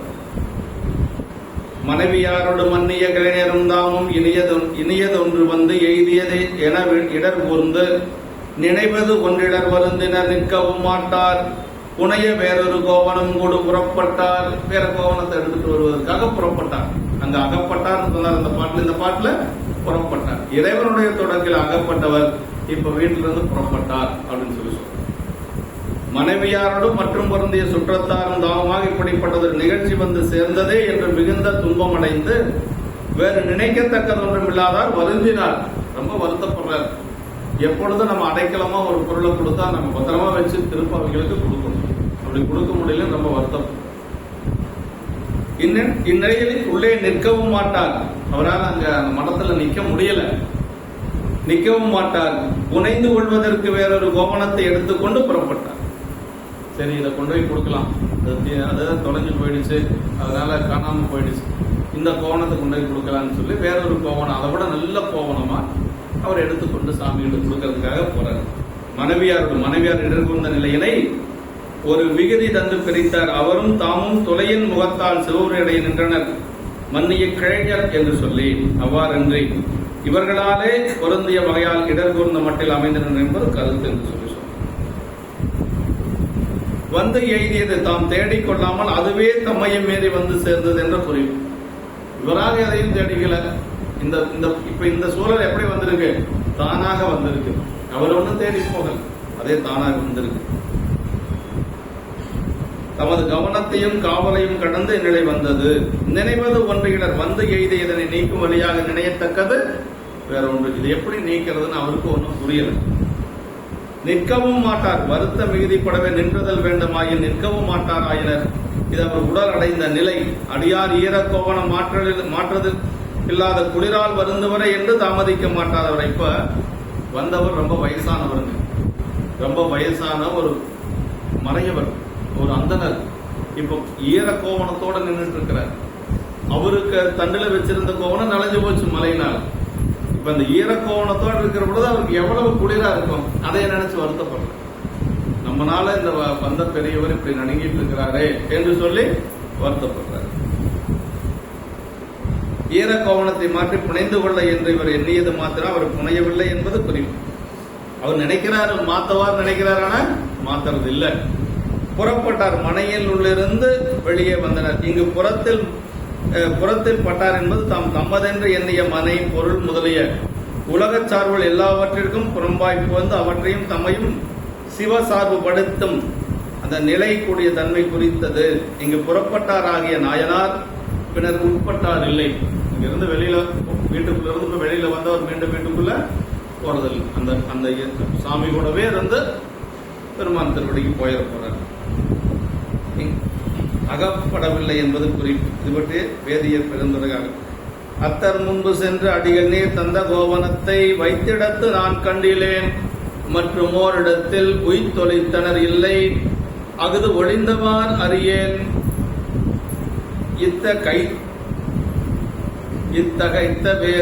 இத்தகைத்த வேறு அதிசயம் கண்டிலேன் என்று சொல்றார். அத்தர் முன்பு சென்று பெருமான் அத்தர்னா தந்தை இல்லையா? அத்தன் அப்படின்னு சொல்லி கேரளாவில் அந்த சொல்ல என்ன இருக்கு? அத்தன் அப்படின்னு சொல்லி சொல்றாங்க. அத்தன்னா அப்பா, தந்தை. அத்தர் முன்பு சென்று பெருமானிடத்தில் சென்று அடிகளே நீர் தந்த கோவணத்தை சேமத்தில் வைத்த இடத்தில் நான் கண்டிலேன். பத்திரமா தான் முன்னாடி வச்ச சாமி, ஆனா வச்ச இடத்துல என்னால அந்த கோவணத்தை பார்க்க முடியல. அது எங்க போச்சுன்னு தெரியல. அதனை வேறு இடத்தில் வைத்து ஒளித்தார் பிறரும் இல்லை. வேற யாரும் இங்க இல்ல. நான் இருக்கிறேன், மனைவி இருக்கிறா. வேற யாரும் இந்த வீட்டுக்குள்ள இல்ல. அதனால வேற யாரும் எடுத்து வச்சிருக்கிறதுக்கும் வாய்ப்பு இல்லை அப்படின்னு சொல்றாங்க.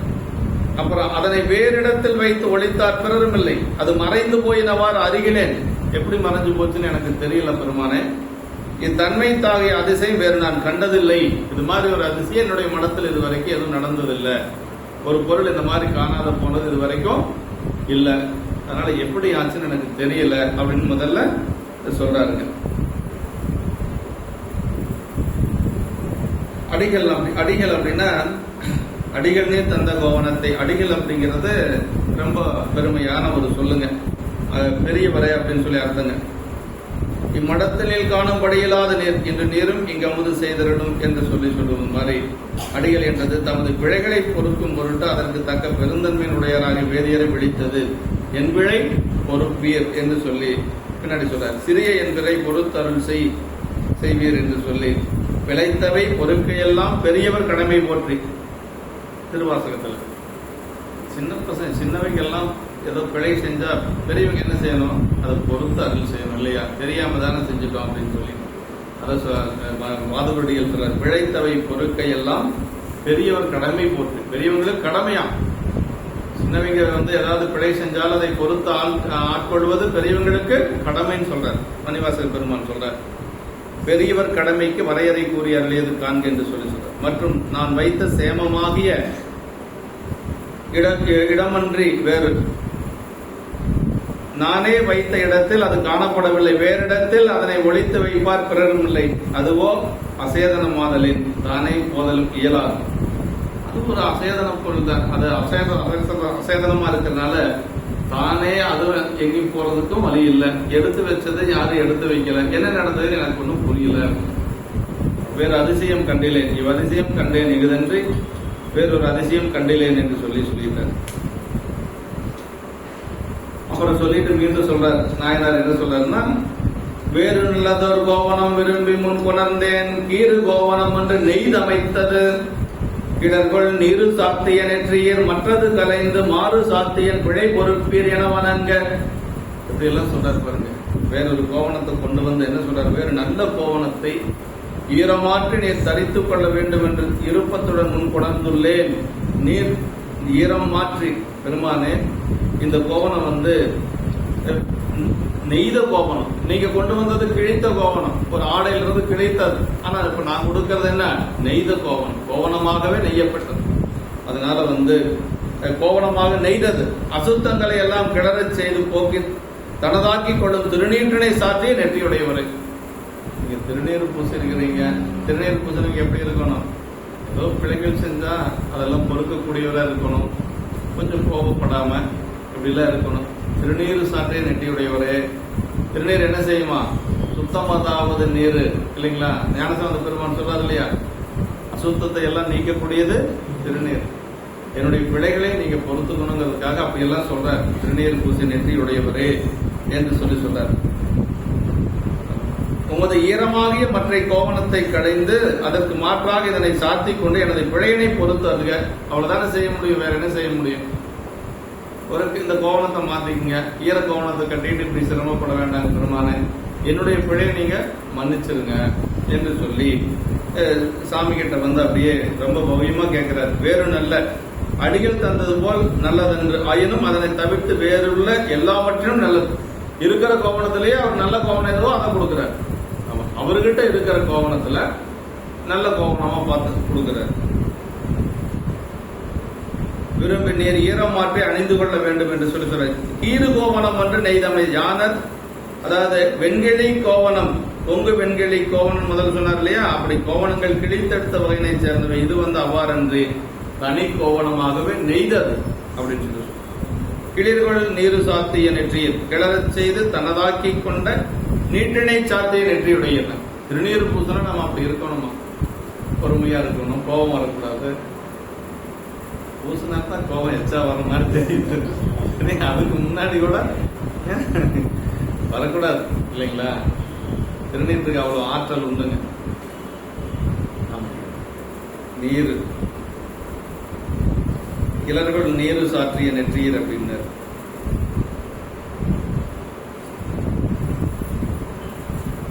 நீட்டினை சாற்றிய நெற்றியுடையர் கொள்ளுதல் அழியா தன்மை செய்து தன்மயமாக்கி கொடுதல். அறுத்தமதாவது நீர் அவலம் அறுப்பது நீர் இல்லைங்களா? திருநீற்று பதிகத்தில் அதனுடைய பெருமையெல்லாம் ஞானசம்பந்த பெருமாள் அடிக்கடிக்கு 11 பாட்டுல சொல்லியிருக்கு இல்லைங்களா? முக்தி தருவது நீர், முனிவர் அணிவது நீர், சத்தியமாவது நீர், அப்புறம் அருந்தமதாவது நீர், அவலம் அறுப்பது நீர், பாவங்களை எல்லாம் போகக்கூடிய நீர், பராவணமாவது நீர். உமையம்மையினுடைய வடிவமே திருநீர் தான். உமையம்மை பராவணம்னா உமையம்மை, உமையம்மையினுடைய வடிவம் திருநீர் தான். ஒரு சில கோயில்ல திருநீர் கொடுப்பாங்க. அம்பாள் கோயில் திருநீற்று உமையம்மைனே ஒரு பெயர் உண்டு அம்பாளுக்கு. ஆச்சல்புரம் அம்மா பேருன்னு நினைக்கிறேன். திருநீற்று உமையம்மையினே பெயர் உண்டு. அப்படி சாமி திருநீர் அப்படிங்கிறது உமையம்மையினுடைய உருவந்தான். கவினை காண இனியது நீர், கவினை தருவது நீர், பேன இனியது நீர், பெருந்தவத்தோருக்கெல்லாம் ஆசை கெடுப்பது நீர் எல்லாம் நமக்கு ஞானசம்பந்த பெருமான் பாடியிருக்காரு. கவினை தருவது நீர்னா, கவின்னா அழகு. ஏற்கனவே கொஞ்சம் அழகா இருக்கிறான்னு வைங்களேன், திருநீர் பூசினா இன்னும் கொஞ்சம் அழகா இருக்கும். நீரில்லா நெற்றி பால் இல்லையா, அவை பாட்டி சொல்லியிருக்கிறாங்க. நீரில்லா நெற்றி பால், பாலைவனத்துக்கு சமம். திருநீர் கண்டிப்பா பூசி இருக்கணும். எந்த வேடம் இருக்குதோ இல்லையோ நெற்றியில திருநீர் இருக்கும். உத்தராட்சம் போடாத போனாலும் கூட பரவாயில்லை, திருநீர் கண்டிப்பா இருக்கும். நீரில்லா நெற்றி பால் அப்படின்னு சொல்லி அம்மா சொல்லியிருக்காங்க. என்பது இங்கு நாயனார் ஏதும் பிழை செய்யாவிடனும் தாம் பிழை செய்ததாக உட்கொண்டு என் பிழை பொறுப்பு. இந்த தப்பும் அவர் செய்யல, ஆனாலும் கொடுத்த பொருளை திருப்பி கொடுக்க முடியவில்லைங்கிறதுனால என் பிழை பொறுத்து அருள்வீர் என்று சொல்லி கேட்கிறார். தமக்குள்ள உத்தரவாத தன்மையில் வேறுபடுமே என்று தம்மால் பிழை செய்யப்பட்டார்க்கு ஒன்று போலவே இடர் செய்யும் ஆதலின் தாம் ஒன்றும் அறியக்கூடாதபடி நிகழ்ந்த இதனை பிழை என்று கூறினார். அவ்விடர் சிவனடியார் ஆகிய ஒரு தவசியார்பால் செய்யப்பட்டது என்பது பெரும் பிழையுமாம் என்று நாயனார். அது பொதுவாகவே பிழை செய்யக்கூடாது, அது ஒரு அடியார்கிட்ட செய்யலாமா? அது திருநீர் பூசிட்டு வந்திருக்கிற அடியார்கிட்ட செய்யலாமா? செய்யவே கூடாதுன்னு நினைக்கிறேன்.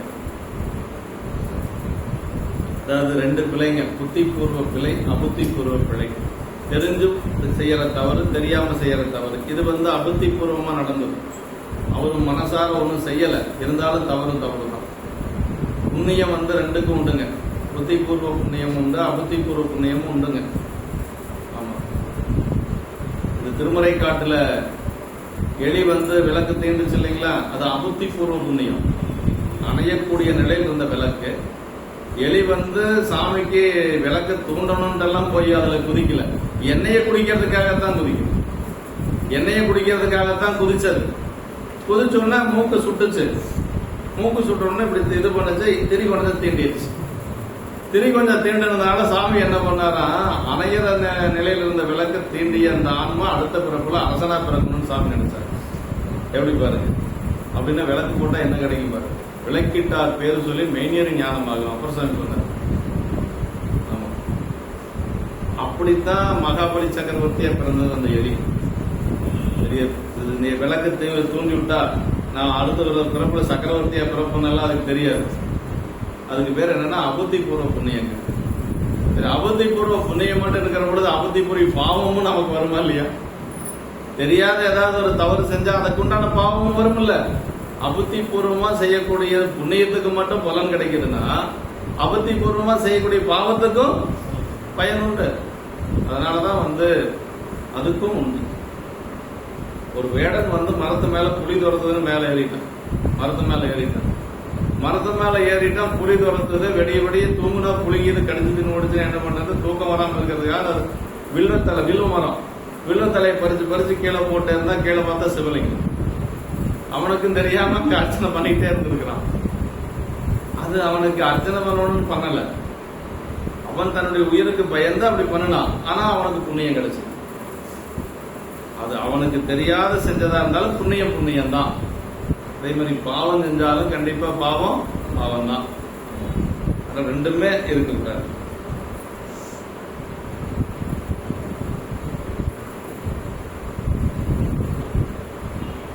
அந்த இடர் சிவனடியார் ஆகிய ஒரு தவசியார்பால் செய்யப்பட்டது என்ற போது பெரும் பிழையுமாம் என்று சொல்லி நாயனார் கருதுகிறார். சிறிய என் பெரும் பிழை என்று சொல்லி அடியேன் அறிய வந்தது ஒன்று அன்று என்று சொல்லி வணங்க உடலை வளைத்து குனிந்து இறைஞ்ச வணங்குதல் வளைதல் என்று சொல்லி சொன்னார். அடியாருக்கு கோவணம் கொடுத்த பெருமையின் உயர்வை பெரியவருடைய கோவணம் போக்கிய சிறுமை தாழ்த்தி விட்டது. அதாவதுங்க, அடியாருக்கு கோவணம் கொடுத்த பெருமையின் உயர்வை பெரியவருடைய கோவணம் போக்கிய சிறுமை. இதுவரைக்கும் எத்தனையோ அடியார்களுக்கு கோவணம் கொடுத்துட்டு இருக்கிறார். இதுவரைக்கும் கொடுத்த அந்த கோவணம் கொடுத்ததோட பெருமை இப்ப அந்த ஒரு கோவணத்தை காணாத போனதுனால எல்லாம் அனுப்பிட்டு போச்சு அப்படின்னு சொல்லி சொல்றாரு.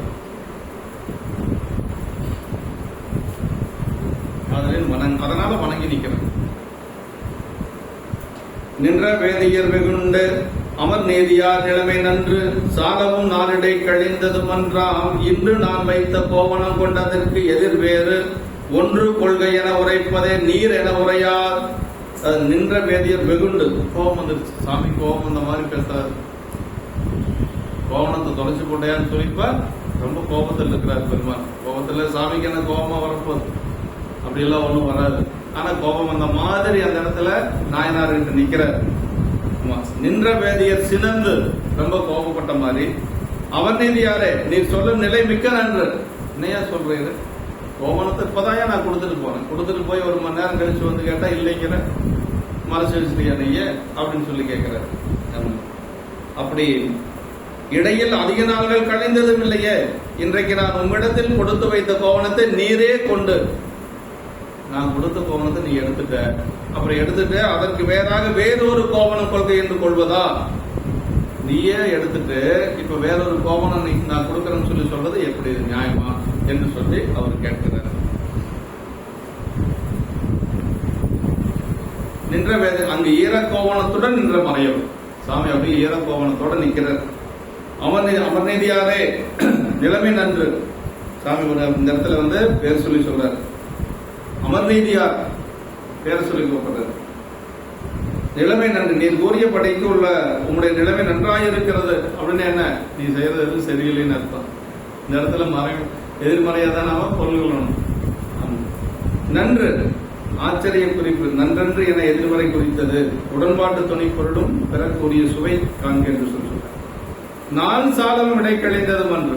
ரொம்ப நாள் ஆயிருந்தா கூட பரவாயில்ல, ஏதோ கோவணத்தோட கோவணமா போயிருக்குன்னு சொல்லலாம். இப்பதானே கொடுத்துட்டு போனேன், அதுக்குள்ள வந்து கேட்ட இல்லைன்னு சொன்னா எப்படி? வேறு நல்லதொரு கோவணம் என்பதனையே பின்பற்றி கூறியபடி என்று சொல்லி சொல்றார். அதுக்கு சாமி சொல்றார் பாருங்க.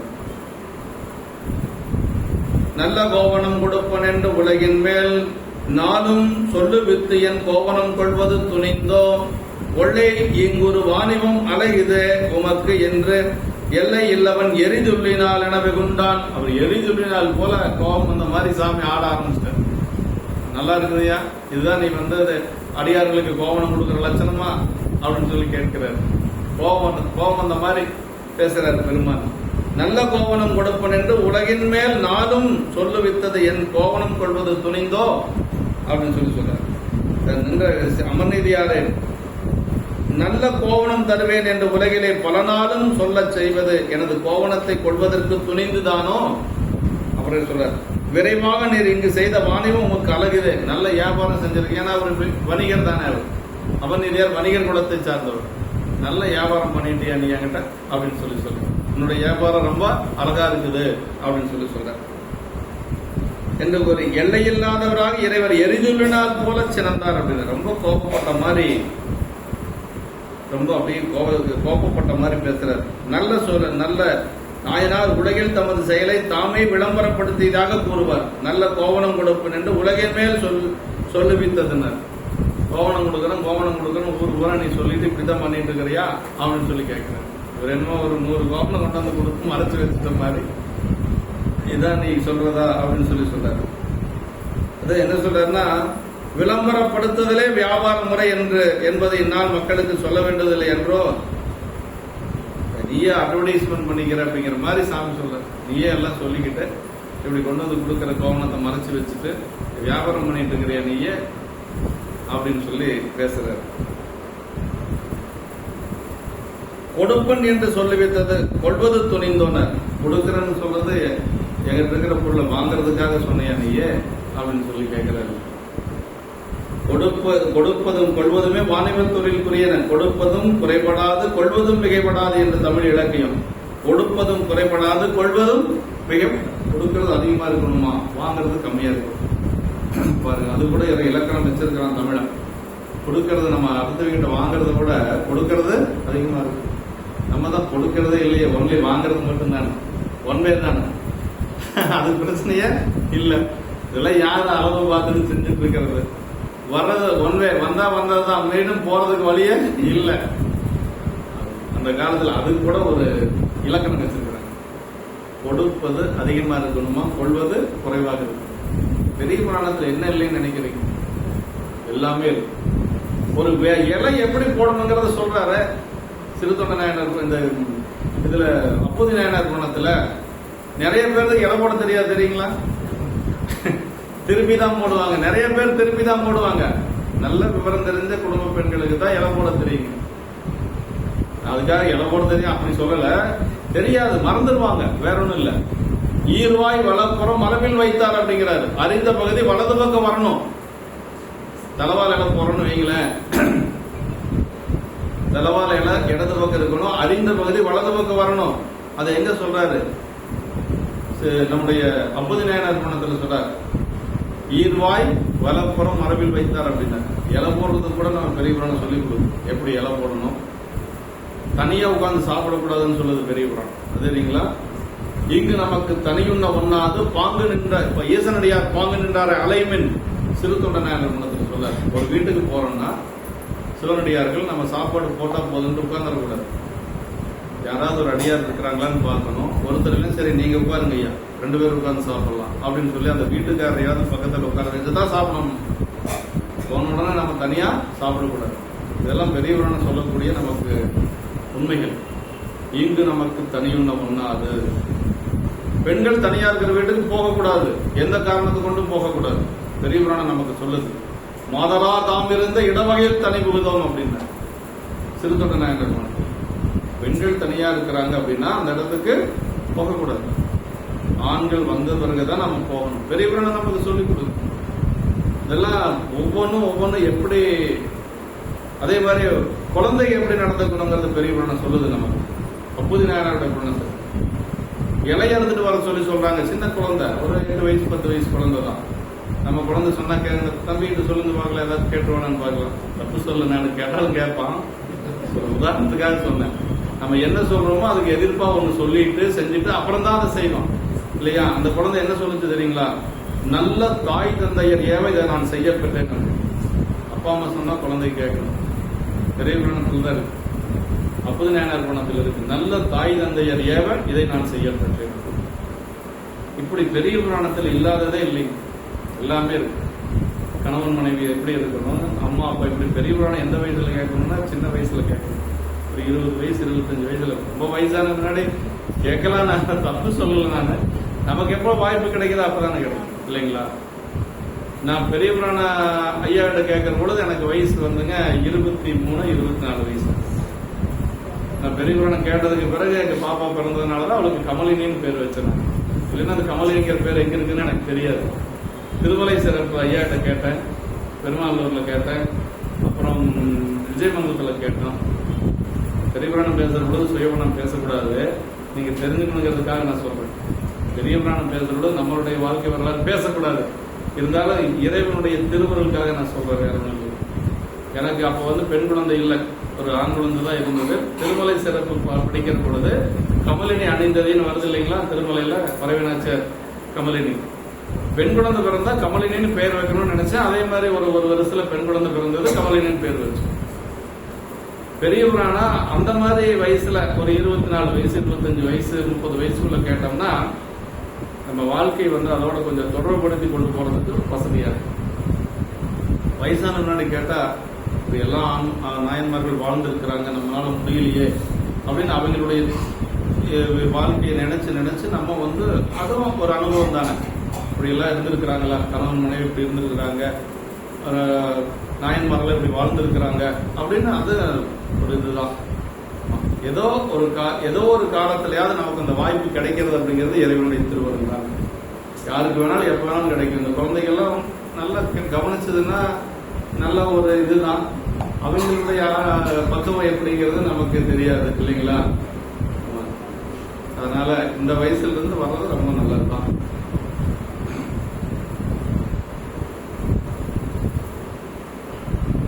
அப்படி கொடுப்பன் என்று சொல்லுவித்தது கொள்வது துணிந்தோ அப்படின்னு. கொடுப்பதும் குறைபடாது கொள்வதும் மிகைப்படாது என்று சொல்லி தமிழ் இலக்கியத்தில் சொல்லப்பட்டிருக்கு. ஈங்கொரு வாதிவம் அழகுதே என்று சொல்லி.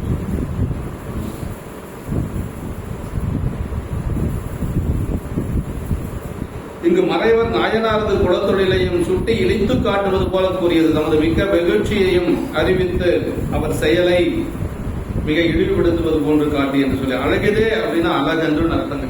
நல்ல அழகா இருக்குதே நீ செய்யறது அப்படின்னு என்ன அர்த்தம்? என்னையா வேலை செய்யறது? இப்படியா செய்யறதுன்னு அர்த்தம் இல்லையா? அழகுது அப்படின்னு சொல்லி சாமி சொல்றாரு. அப்படின்னா அழகு அன்றுன்னு அர்த்தம். நீ செய்யறது உனக்கு அழகு இல்லை அப்படின்னு சொல்லி அர்த்தம். அழகுதே என்று சொல்லி சொல்றார். நிலைமை நன்று என்று. எல்லையில்லவன் அளவுப்படாதவன் அளவிலா அளவும் ஆகி என்று சொல்லி சொல்வது போல எல்லையில்லாதவன் பெருமானுக்கு வந்து எல்லையும் ஆதியும் அந்தமும் இல்லாத அரும்பெரும் சோதின்னு சொல்றோம் இல்லையா? எல்லை இல்லாதவன். எரிதுள்ளால் என வெகுண்டான் கோபமிக்க வலி கண்கள் தீப்பொறி பறக்க உள்ளன போல அப்படியே கண்ணெல்லாம் அப்படியே தீப்பொறி போல பறக்கலாம் சிவபெருமான். சாதாரணமா உலகில் இருக்கக்கூடிய ஒருத்தன் கோவப்பட்டாவே நம்மளால பார்க்க முடியாது. சாமி கோவப்பட்டா எப்படி இருக்குமா? அப்படியே எரிதுள்ளினால் போல அப்படிங்கிறார். கோபத்தினுடைய இயல்பு தீயும் சிவந்து மிகுதியும் பற்றியபடி பொறி பறக்குவர் அப்படி பெருமான் இருக்கிறார். தீப்பொறி பறக்க மிகுவது போல என்று சொல்லி எல்லையில் அவன் எரிதுள்ளினார் என வெகுண்டான் என்றுதான் ஆளும் அறிய என்று சொல்லி சொல்றாரு. இன்னொரு பாட்டு பார்த்தால கோபத்தோட விட்டுட்டு போகக்கூடாது இல்லை சாமி. அதனால அப்படி விட மாட்டோம் நாங்க பெரிய புராணத்துல, அப்படி விடக்கூடாது. சென்றவன் நேற்று வகுப்புல எப்படின்னா அப்பர் சாமிகள் கைலாயத்துல முழுகிறார் இல்லையா? முழுகி அடுத்த திருவையாறுல இருந்திருக்கிறாரு. முழுகிறதோட பாட்டு முடிஞ்சது. எனக்கு மணி 8 ஆயிடுச்சு, 7:50 ஆயிடுச்சு. இதுக்கு மேல சொன்னா லேட் ஆகும்னு நினைச்சோம். ஒரு வாரத்துக்கு அப்பர் சாமி குளத்திலேயே முழுகிட்டு இருக்க முடியாது இல்லையா? அதனால திருவையாறுல எந்திரிச்சிட்டாரு அப்படின்னு சொல்லி அந்த வாவியில மேல எந்திரிச்சிட்டாருன்னு சொல்லி நிறைவு செஞ்சோம். அது மாதிரி கோபத்தோட விட்டுட்டு போகக்கூடாது. சாமி கோபப்பட்டா நம்ம என்ன ஆகும்? ஆமா, அதனால வந்து இந்த ஒரு பாட்டை நம்ம பார்த்துக்கலாம். மறிகறந்து தண்டேந்திய மறையவர் வெகுடர் பொறி கிழங்கிய உணர்வினராய் முகம் புலர்ந்து சிறிய என் பெரும்பிழை பொறுத்து அருள்வீர் அடியேன் அறிய வந்தது ஒன்று அன்று என அடிபணிந்து அயர்வார். மறிகறந்து தண்டேந்திய மறை. மறினா பெருமான் மான் மழுவெல்லாம் அணிந்திருக்கிறார். மறினா மானுங்க. மானை எல்லாம் மறைத்துக் கொண்டு வந்திருக்கிறார். மான் மழுவெல்லாம் இருக்குது அவருக்கு. ஆனா அதெல்லாம் மறைத்துக் கொண்டு வந்திருக்கிறார். அதான் மறிகறந்து அப்படின்னார். கறந்துன்னா மறைத்தல் அர்த்தம். மானை ஒழித்து அதற்கு பிரதியாக தண்டினை ஏந்தி வந்த மறையவர் இவ்வாறு கோபிக்க கையில தண்டு கொண்டு வர அப்படி கோபிக்க உணர்வெல்லாம் பொறிகிழங்கியவராகி முகம்பாடி சிறியவனாகி எனது இந்த பெரிய பிழையனை பொறுத்து அருள் செய்வீராக. பெருமானை கொஞ்சம் நீங்க பொறுத்து எனக்கு அருள் செய்யணும் சாமி அப்படின்ட்டு இது அடியேன் அறியும்படி வந்து நிகழ்ந்தது ஒரு பிழை என்று கூறி அவரது திருவடிகளின் நிலவிசை வீழ்ந்து அயர்வாராகி சாமியுடைய திருவடியில் விழுந்து வணங்கிட்டு, சாமி எனக்கு தெரியல சாமி, தெரியாம நடந்தது, நீங்க அந்த பிழையை வந்து பொறுத்து அருள் செய்யணும் என்று சொல்லி அப்படியே பெருமான் திருவடியில் விழுந்து நாயனார் வணங்குறாரு. திருவடியில் நிலவிசை விழுந்து அயர்வாராகி மறிகறந்து தண்டு ஏந்திய மறையவர் அப்படின்னார். தாருகாவனத்து இருடிகள் செய்த யாகத்தில் எழுந்து உலகை அழிக்க வந்தது அதனை இறைவர் தமது இருவிரல் நுனிகளில் ஏந்தினார். இதெல்லாம் பெருமான் வைத்திருக்கக்கூடிய மான் மலு இதெல்லாம் வந்து தாருகாவனத்து முனிவர்கள் ஏவிய அதை செய்த யாகத்திலே வந்த அதெல்லாம் பெருமான் மேல ஏவினாங்க. அதெல்லாம் என்ன பண்ணார் பெருமான் தன்னிடத்துல அப்படியே மான் மழு இந்த இதெல்லாம் எல்லாமே தன் அப்படியே உடம்புல சேர்த்து கொண்டார் பெருமான். அவரை எதுவும் செய்ய முடியல. அவருடைய தவத்தை கலைப்பதற்காக செய்ததெல்லாம் அப்படியே மேல ஏற்றுக்கொண்டார். மான் காட்டி மான் பிடிப்பது என்ற ஒரு நெறி, தன் முன்னே தூங்குகின்ற மாணவனை ஆசான் தண்டு கொண்டு எழுப்பன் என்பது மற்றொரு நெறி. இங்கு மானை காத்து கறந்து பின் குறித்த நெறியினில் வருவாரை போன்று வந்தன என்றதோர் உட்குறிப்பு. ஆசான் முன்னே துயில் மாணவகனை தேசாய தண்டாலை எழுப்பும் செயல்போல் என்பது திருமந்திரன். இறைவன் குருவாய் வந்து ஆட்கொள்ளும் முறையினையே மான் காட்டி மான் பிடிப்பது போல மானிட சட்டை சாத்தி வருவதாம் என்பது மரபுங்க. அதாவது பெருமான் எப்படி வருவார்னா நமக்கு 3 ஆன்மாக்கள், விஞ்ஞானகலர், பிரளயாகலர், சகலர். விஞ்ஞானகல ஆன்மாக்கள் அப்படின்னா ஆணவம் மலம் மட்டும் இருக்கு அவங்களுக்கு. மற்ற 2 மலங்கள் கண்மம் மாயே கிடையாது.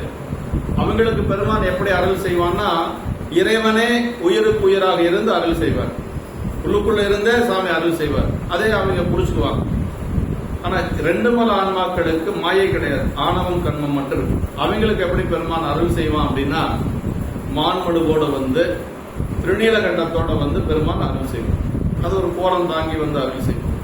நமக்கு எப்படி சாமி அருள் செய்வார் அப்படின்னா நம்மை மாதிரியே ஒரு மனித கோலத்தில் உருவத்தில் வந்து குருநாதராக வந்துதான் பெருமான் நமக்கு அருள் செய்வார். அதுதான் நமக்கு வந்து மும்மல ஆன்மாக்கள் பேரு நமக்கு. ஆணவம், கண்மம், மாயை. இந்த 3 மலம் இருக்கக்கூடிய ஆன்மாக்களுக்கு இறைவன் எப்படின்னா தன்னை போல ஒரு, அதாவது மனிதர்களைப் போல ஒரு உருவம் கொண்டு நம்மை ஆட்கொள்வதற்காக பெருமான் வருவார். இப்ப அப்படித்தான் சாமி இங்க வந்திருக்கிறார். ஆனா பெருமான் அவருடைய நிலை வேறு. இப்படி குருநாதராக வந்து இறைவன் ஆட்கொள்ளும்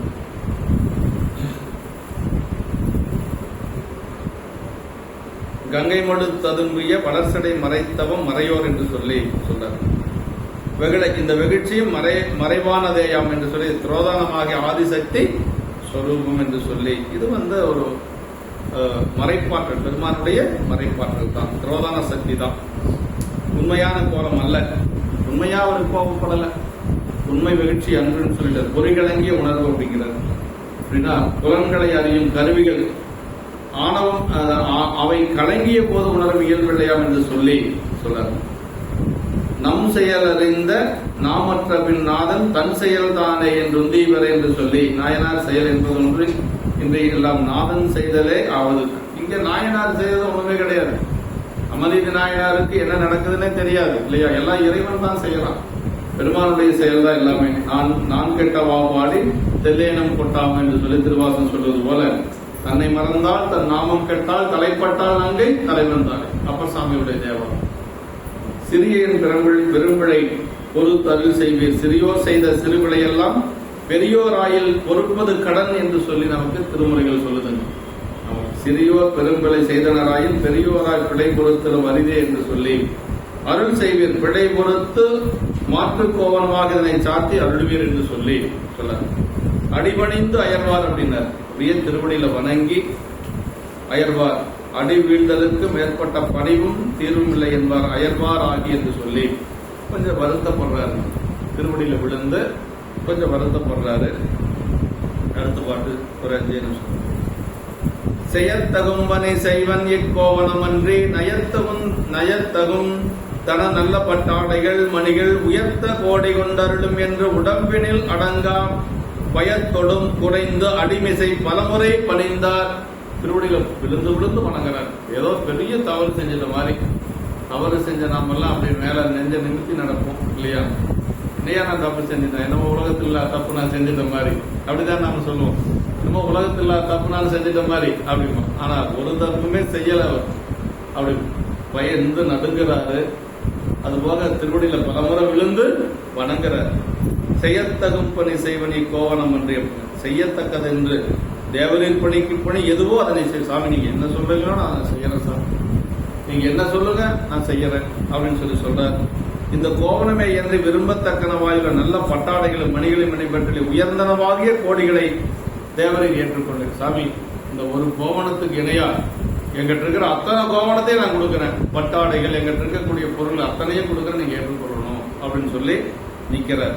அப்படி என்று சொல்லி உடம்பிலே அடங்க முடியாத மீதோர்ந்த பயத்தினை உடையராகி மனம் குலைந்து அவரது திருவடி மேல் பலமுறையும் பணிந்தார்.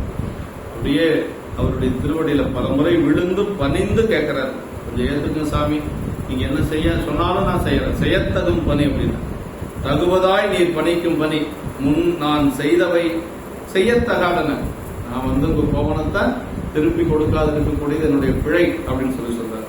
கோவணம் போக்கியதொன்றும் அதற்கு பிரதியாக இதனை தரலாம் என்று எனது தற்போதத்தால எண்ணியது மற்றொன்றுமாக இருவகையிலும் தவறு.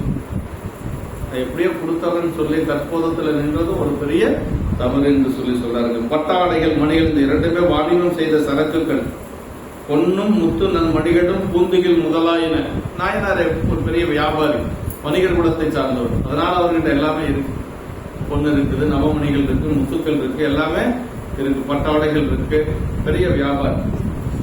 உடம்பனில் அடங்கா பயம், தாம் அடங்கினும் அடங்காது வெளிப்படும் அடையாளங்களும் காட்டும் பயம் என்று சொல்லி அடிமிசை பலமுறை பணிந்தார் அப்படின்னு. அடிபணிந்து என்பது ஒரு நிலை, தன் செயலற்ற நிலை மேலும் முதிர்ந்த செயலுக்கு குறிக்கப்பட்டது. ஒரு முறை இல்லை, பல முறை விழுந்து விழுந்து பணிந்து வணங்குகிறார் என்று சொல்லி இந்த அளவுக்கு நாம் நிறைவு செய்து கொண்டு அடுத்து நாயனார் கிட்ட மீண்டும் பெருமான் கிட்ட நாயனார் எப்படி பேச போறார், அதை என்ன சொல்ல போறார் அப்படிங்கிறதெல்லாம் நம்ம அடுத்து வாங்க. இந்த அளவுக்கு நம்ம நாயனாரும் அவர்கிட்ட போய் பணிந்து நின்று சாமி அந்த கோவணத்துக்கு இணையா என்ன வேணாலும் நான் கொடுக்குறேன், எங்கிட்ட இருக்கக்கூடிய பட்டாடைகள் முத்துமணிகள் எல்லாத்தையும் கொடுக்குறேன் அப்படின்னு சொல்லி அந்த கோவணத்தினுடைய எடைக்கு நிகராக இருக்கக்கூடிய பொருள் எல்லாம் வைக்க போறார். எல்லாம் வச்சாலும் துறை நேர் நிற்காது. கடைசியா அவங்களே ஏறி நிற்பாங்க. கணவன், மனைவி, பிள்ளை 3 பேர் ஏறி நிற்கின்ற பொழுதுதான் துறை நேர் நிற்கும். அப்படின்னு என்ன, இறைவனுக்கு நம்முடைய உடைமை பொருள்கள் எதுவும் சரியானது அல்ல. தன்னையே கொடுக்கணும். நம்முடைய உடைமை பொருள்களை கொடுக்கிறது பெருமான் ஏற்றுக்கொள்ள மாட்டான். தன்னை நம்மளையே நம்ம கொடுக்கணும். அதுதான் கூடும் அன்பினில் கும்பிடலே என்று வீடும் வேண்டாம் விரலில் விளங்கினார். கூடும் அன்பினில் கும்பிடலே என்று பெருமானுக்கு என்ன வேணும்னா அந்த அன்பு தான் வேணும். பெருமான் நம்ம கிட்ட கேட்கறது என்னன்னா உலக பொருள்கள் கிடையாது. அவங்ககிட்ட இல்லாத பொருளா நம்ம கிட்ட இருக்க போகுது. நம்ம பெருமானிடத்துல எந்த அளவுக்கு அன்பு செய்யறோம் அப்படிங்கறதுதான் முக்கியம். நாயனாருக்கு அடுத்து வரணும்.